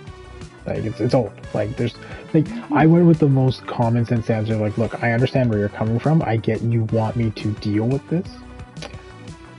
I'm not going to. I'm not going to. Why? The phone's old. I can barely turn on the phone. What am I going to do to fix this phone to make it run for you? Well, I thought phones were supposed to last forever. Who lied to you? No, they don't. If anything, phones last pretty obsoletely. Like, my sales pitch was always the most blunt end of the situation. Like, when people hear me, they'd be like, man, they're lying, that person that talked to me like that? Yes, they are. Talk to them like what? Tell them the truth? You have an iPhone 3. That was 20 years ago. We have iPhone 14. Your grandchild or your son that gave you the iPhone 3 and took the iPhone 15 wants you to die. Get a new phone. Get a new phone. I don't know how much more I can stress this for you. Get a new phone. Well, my son said this was the latest model. Your son lied to you. Is in trades. Most people in trades don't care what phone they have as long as it makes a phone call, but they'll pay $240 for it a month just to make that phone call. Nope. Out of pocket. The company's behest was get a $50 plan. That's what the company's behest was. Not this $240 and the one thing I can never wrap my head around, and I know Wizzle's going to agree with me on this, is when someone says, I don't know, I should get this because I can't afford this, and they still tap their card, and you're like, yep. You're going to come back in like a week, and I'm going to hear you say you can't afford this, and this is going to be my problem. Yo, honestly, Ryu, the moment that people start to do that tap with the card, I'm just like, you know what? Why don't you go get a coffee and think about it? Because I don't want to go through the process of a sale and then 3 weeks later have to go and return everything and lose my commission on it because they weren't happy with it. Yeah, it's like, just don't even fucking buy it then. Just don't. Just leave. Yeah. Just get out. Get out. Like, it's a waste of my time. It's a waste of your time. It's a waste of your time. Yeah. You know, they come back in with the phone in the box. You know, I was really thinking about this, and the other day I woke up and I tried to turn on the phone. And it wouldn't turn on. The screen turned on, and it was just like, what's happening? And by any chance, did your phone die? Since it was a brand new phone? Your phone died, right? It's like, yeah, you have to charge it so it turns on. Yeah, we don't give it to you. Charged. You know, my old phone, it was never a problem. I could leave my phone uncharged for 3 years, and I never had to charge it once. It's like, you know what, man? Here, cool. You want to go back to using a fucking cinder block to talk to people on? No problem. You want them to complain that they can't hear you? Do your thing. I ain't gonna. When you can't get emails to your fucking phone on site, when people can't send you pictures of things they need your approval on, okay, right away. You'll be right back here. Or on second thought. Okay, you won't be here's right one. Back here. Here's one. And I'm gonna say this because Whistle's gonna know this for sure. Yeah, you know, I got this phone from you. And like my son said that he can get the phone cheap. Where? Where is he getting it? Oh my! I literally got PTSD for a second. I had to stop myself from shouting because I was about to shout into your screen, and people would have been like, "What the fuck's going on?" Let me tell you something, okay? Having someone come to the store and it's like, "You sold my mom this phone for $50." Yes, I can get my mom this phone for free. okay, but can you get her this plan with it for free? Yes, I can. And yo, Ryu, how many times have they come back? You know what? I couldn't get the plan for the same price because I would be able to get the you know what? You're much nicer because you let them finish the sentence. I left. I'd be like, you can go home. Yeah. But you're not. Sorry, no, I can't sell you something I refunded. You just got to go to another store. Yeah. Sorry, man. And like, I literally, my last day there, my last fucking day there, because someone's like, but you're really not going to help? No, I'm not going to help you. Why? Because you're returning shit. I'm not dealing with this. This is not. Yeah. No, like. And the best part is like, he's like, you're really not going to help set me up with the deal. I'm like, I'm done selling to you. Go home. Like, yep. Go to another store. You're not getting any love from here. You're not getting any help from here. And like, he wanted to file a complaint. I'm like, go ahead. I'm leaving this job in like 3 days. And you're getting, and like, you know what? They're going to say they're going to help you. They're like, hey, I'll be with you, sir. And then we're going to file it. We're going to look into it. And we're not going to do shit. Like, it always baffles. It's like, okay, if you knew about this deal, why didn't you get it first? Exactly. Why are you here? Oh, because the deal doesn't exist. Okay. Intimidate me. Like, or the other one, Ryu. The other one, Ryu, is I was talking to the guys online at home on the phone, and they said that they would give me a new phone for free. They said I could just go into the store and just pick one. Fuck those people. Get the fuck out of my store. Yo. Like, oh, okay. What's the person's name? What's the ID number? What's the case ID? The case what? Oh, they always give you a case ID for this promo, so you can type it in so you get the phone for free, sir. Yep. What's the case ID? Oh, so if I call them, call them. Call them. Do you know the person that you're talking to? Because you have to remember the person's name, otherwise they won't give you it. Yeah. Like, it's just a standard procedure. Mine was like, oh, you said you talked to them a couple of minutes ago, right? Don't worry about it. I got the number right here for you. Here you go. I'll wait. And I gave them the landline, and I would sit there, and I had a computer, right? So I would sit there, and the way the computer was, they can't see the screen from their angle. So like, I would just sit on the computer and I would just watch anime while they were on the phone. Yep. Oh yeah. No, and I'd be like, you said you just spoke to them 30 minutes ago? Yeah. Okay. Yeah. So just call them, pull them up on the phone, and then once you get them on the phone, pass them over to me, and then I'll just get it all set up for you. Yeah, and then they just look at you like, what? Like, what do you? Hold on, I got the text message here on my phone. I fucking hate that. I hate that. You know what? I got the text message in my phone. I'm gonna come back later. Can I get your name and number? What? Yeah, you know, maybe I'll call you. I'll call you back in an hour. I'll check in on you because you know what? The store's been kind of dead. I really need the sale, and you're gonna be helping me out. Yep. Man. Like, let's go ahead and do this. Yep. Kiss my ass, bro.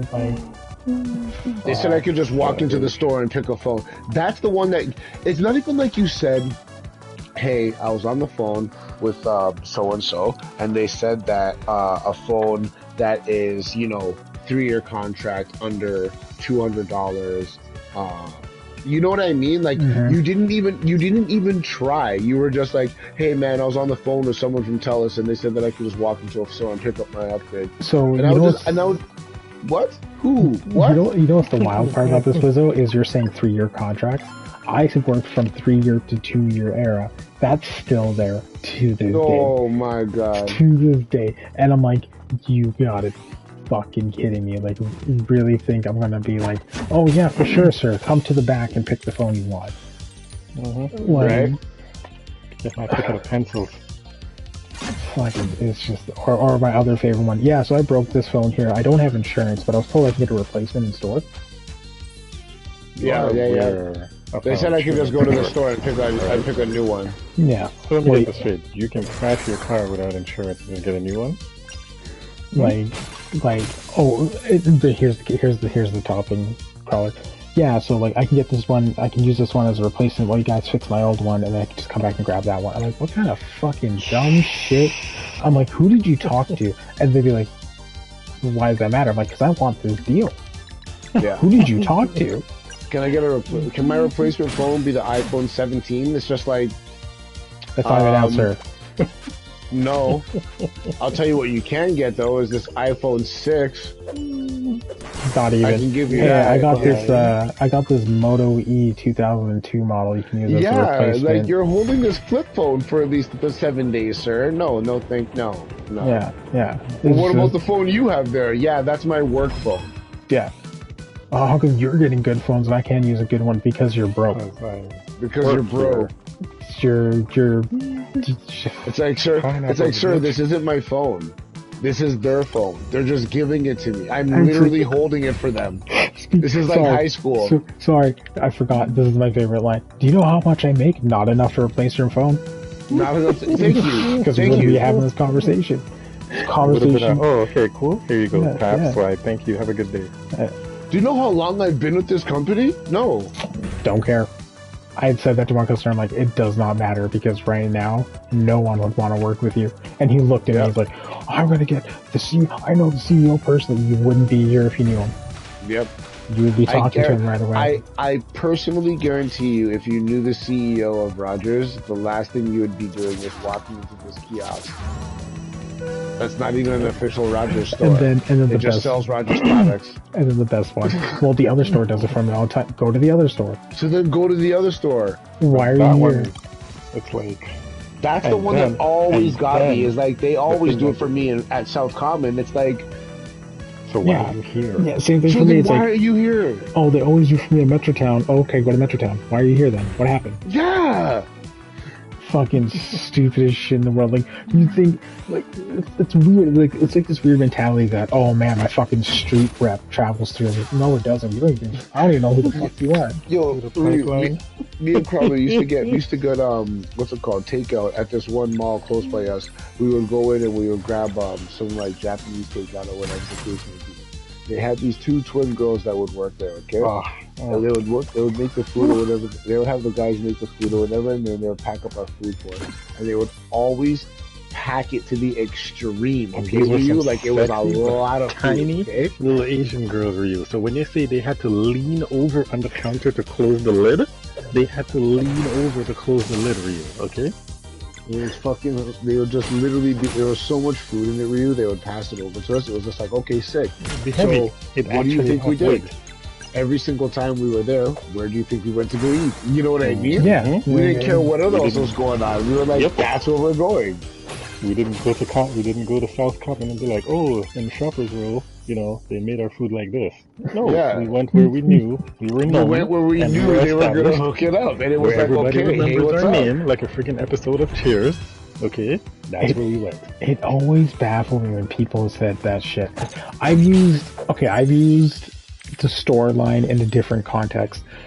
Oh, I went to this store, they told me to come by here and you'd be able to do this for me. Oh no, you have to go back to the other store. Fair. That was the end of the You conversation. want to know what I Yep. what I do sometimes when I go somewhere like in learn just the stuff that we're talking about now? I do the reverse. I'm like, yo, so I'm actually out of my area right now.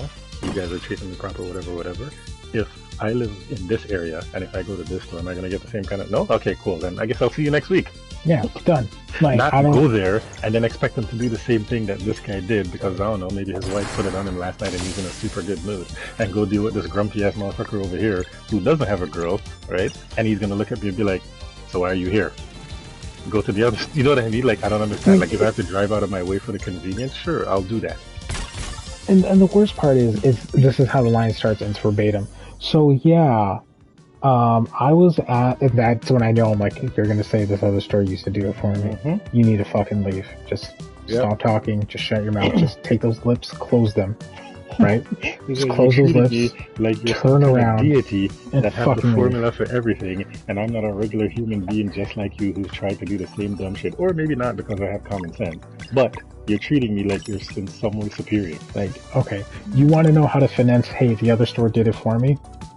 It's my favorite story. It's when we got our couch for our place, brand new couch. Okay, this is how you finesse. Hey, the other store is gonna do it for me. Went to this one furniture store, got a quote. The couch that we have, I got a quote for the couch that we have, about $5,200 because they had to custom make it and everything. That wasn't a request to custom make it. That was just the specifications of what they do to enhance their customer service. Cool. Went to a fucking random ass other store. No affiliation. This is the keyword. looked at a couch that was similar in design, but not exactly it. Yeah, yo, we're gonna sell you this couch for about $1,500. Cool, can I take a business card? Yeah, sure, here's a business card. You can go ahead and contact me if you feel like you want to get it. Cool, awesome. Go back to the other store. Yo, your competitor, the other store, your competitor, the other store, you know, the one that's affiliated with you, they'll give it to me for $1,500. You got 5 minutes. Done. Got it for $1,500. No delivery. No delivery fee. There you go. That's how you finesse another store. You do that shit. Oh shit. Oh man, we're fighting fucking robots now. Intruders in the command center. The androids are attacking. Fucking mother brain in this bitch. Brainiac. Hey, did you guys play Shinobi for Sega Genesis at all? Hey, which one? Yes, I did play Shinobi for Sega Genesis. Shinobi? Yeah. Yeah, no, okay. Do you remember that there's 2 to 3 guest star bosses in that game? No. So, there's a Terminator for the Sega Genesis one. There's a Terminator, Spider-Man, and Godzilla.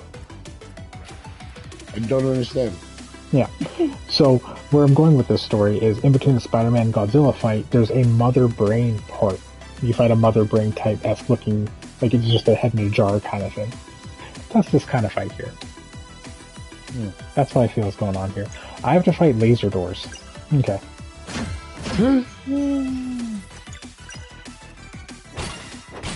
Yo, this guy's have to fight laser doors. Is that a rocket? That's a fucking rocket. Okay. That doesn't make any sense. This guy's fighting the defensive to get into the building. Yeah, man. I don't understand the design, to be honest with you. Like, why would you have your rockets underneath your laser pistols? See? I was right. It's a fucking rocket launcher. That's a horrible design. There's one door down. The boss music's amazing, though. That was the one thing about Final Fantasy 16 that I really liked. Even just in the demo that I played with the music. I am down to hear the music with that when I crack that guy open. Oh yeah. I'm gonna start streaming it. I played the demo and it was like, do you want to pick up where you left off in the demo? And I was like, sure. It's like fight right away. I was like, oh! No. But I was like, you know what? Let's go. And I was like, the part that I was at and the controls that I had to like utilize and whatnot, I was like, okay, we got this. This is okay. You know what I mean? Like, this is good. Alright, we're gonna power smash.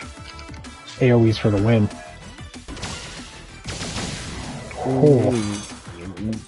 Is that a laser? No, that's a repair. Ooh, that's gotta go.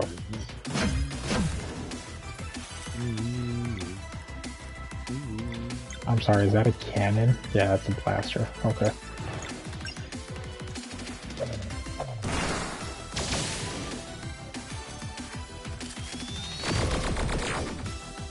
Look like fucking Wizzo's gun in Remnant.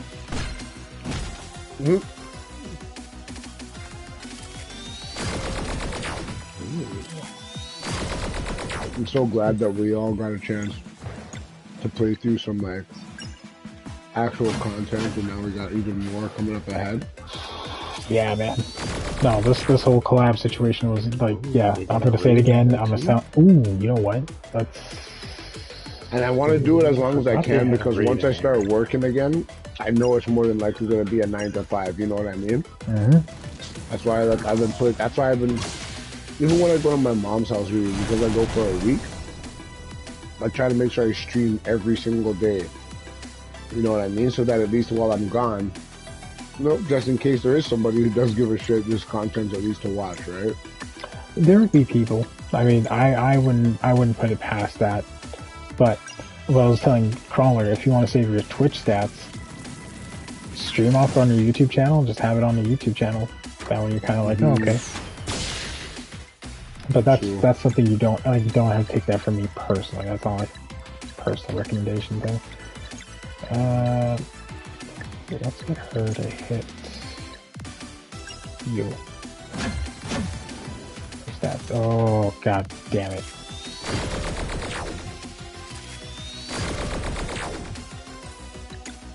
Honestly, I've done some. Yeah, for the fact that I've been streaming this for 3 hours, I've done some pretty good fucking traversal. This is gonna suck. Not bad.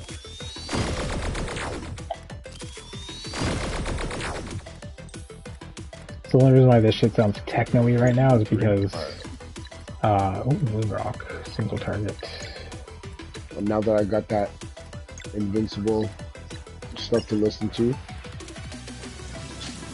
Yeah. on that video, I've been just going right through it. I think I'm either at the 3 hour and change mark or 4 hour mark, but I'm definitely going to be going through some Invincible. No, that's fair.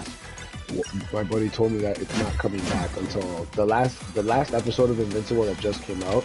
He said is the last one until next spring. Yeah. So I was just like, once he told me that, I was like, all right, all bets are off. I'm going through Invincible. Quality there. So. Yeah. I'm gonna do not to listen. No, I'm gonna do another ultimate attack. Oh, true. We're gonna do the Sun Boy.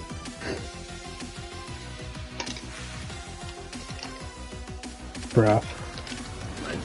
Next Fucking Eskinoid. This is the Eskinoid shit. Cruel Sun. This game is beautiful. Wow, look at that. Just destroy the shit. I fucking this game is making me feel so warm and fuzzy. Alright, let's go ahead and hit him with the Moon Rock. This is such a feel good RPG, bro. Like, holy. I didn't know you can combo that twice, and he brought back new weapons. Perfect. More defeat.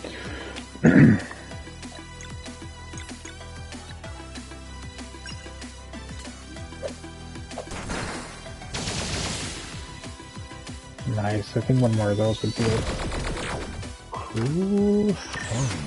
That attack was actually really fucking cool. Because I've seen almost all of them except for the new guys.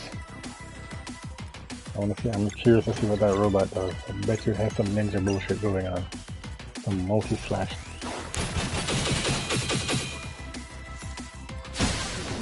Cool. Shit.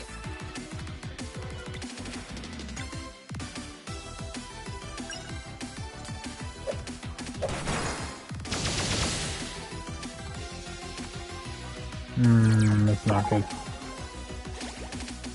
Okay, you know what, never mind. I can one-shot most of these things. I can just do that real quick. Just gonna bring up the other guy.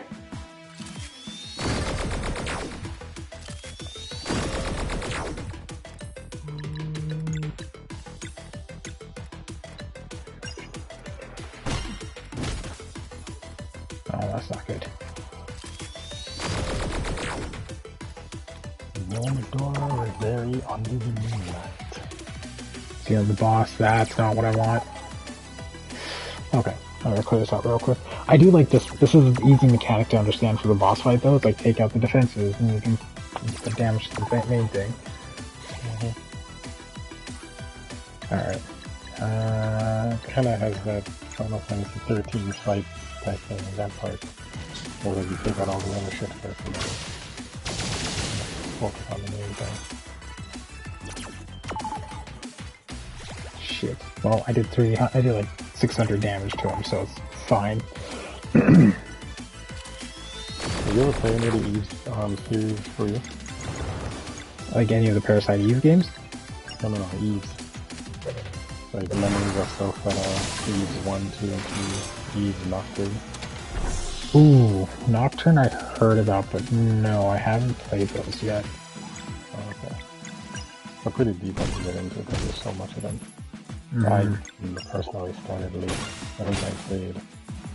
I think I started with Memories of Self-Feta, and I remember I got that one day one collector's edition because it was on the Vita, and at the time there wasn't a lot of stuff coming out for the Vita.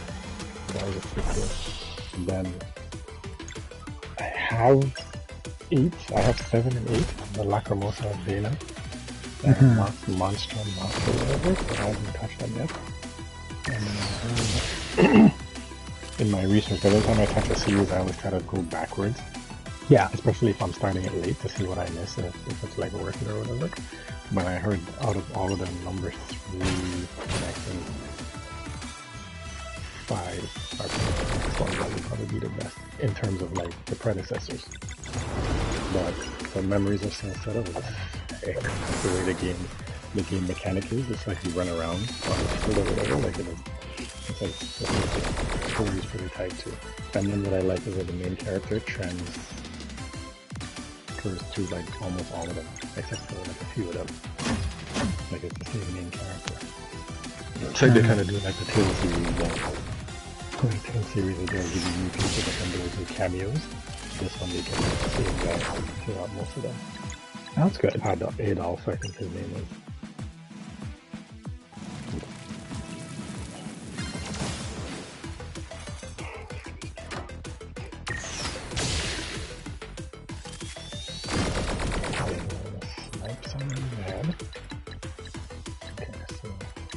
I haven't heard good things about Salt and Sacrifice, but Sanctuary. Yeah, something like Gary, I think I'm gonna do that sometime soon. Take a week, maybe, or something, for a couple hours, and then you have to do anything extra for your YouTube channel, so if you have one already hit live. But you have to actually set it up to go live. You do have to set it to go live now. The thing is, there is a request you have to do first, and then it's either you can request or you can earn up to it. So it definitely does take some time on that portion there. Now, the problem with it is until you hit a certain number of subscribers, you're kind of just getting a generated source code link to send to people so they can come watch your streams. So it's so no one will be able to see you on their own, like organically. Unless they have you subscribed, yes. But if you're, if you look on my Discord posts, my links don't just say reuse that, so you can take a long list of code essentially that's on it. Alright. Time to see the last ultimate skill. Ryu Zatsui. Altered Biz, what? Fuck off. What is happening? Looking at items, let's see, look at me. Why haven't you played me yet, Cry? The hell is that? Is that Yggdrasil? Yeah, it's the ultimate. If he catches... Yo! What the fuck? What the fuck? Fucking Venom. And we just killed the boss.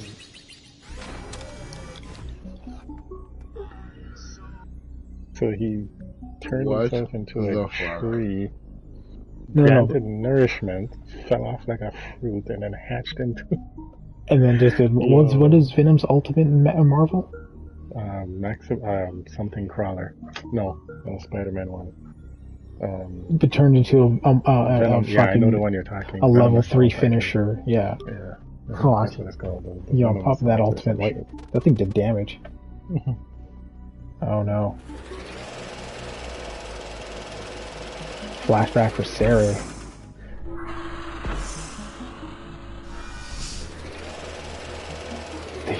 This thing turned people into robots.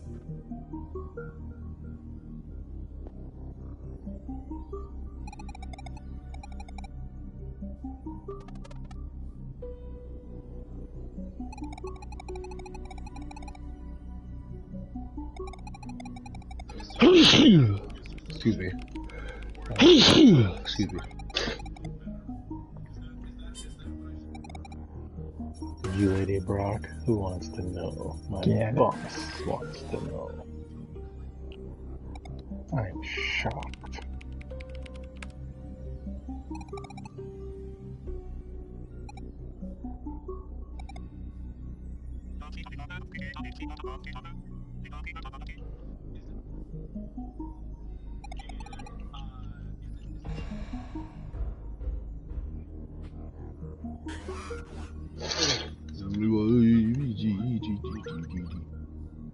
The fucking AI core wants to talk to me. Goddamn Wally, what do you want?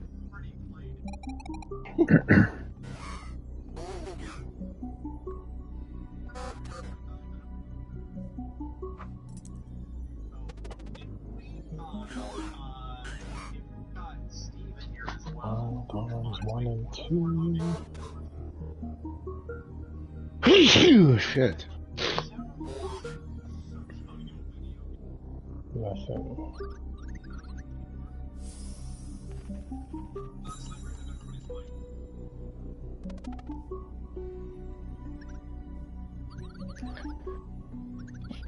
Magic beats Want to hear science. something funny, Lizzo? Hmm? Want to hear something funny? What up? Remember the Valkyrie Elysium? It seemed like it was on sale. Because after I saw it in my list, the memory came flooding back. But I believe, well, maybe like a couple of weeks ago, you asked me if I didn't get it, and I told you no. Turns out I fully got it off Amazon. And it's literally sitting on the shelf, sealed in the case, same ways. Because it was for whatever reason, they had like a really good deal on it. It was like 20 something bucks or whatever. So I definitely didn't pass that up. But then I had also had it on my wish list on the system. So like I kept seeing that, and I'm like, okay, I need to get that game. Alright, stream. This is probably where I'm gonna call it. 3 hours is good enough. I do have to work tomorrow. I want to thank everyone for coming out tonight. All of you guys. This is amazing. Shit's going great. Next thing we gotta do is go back to the original home world and continue the journey from there. Let's see. Who the heck can we wait to? Good night. Easy, everybody. Not really on there. Anyways, we'll figure out the rating situation later. I might stream this again sometime this week, just to kind of push the story a little bit more. Please go to my Discord, or follow me on my socials. That way you can know when I am going to post things, because like I said, I will relay these messages as much as I can, but if you're not following me, I cannot help you in terms of keeping up with the content. So that's your problem. Have a good one. Night.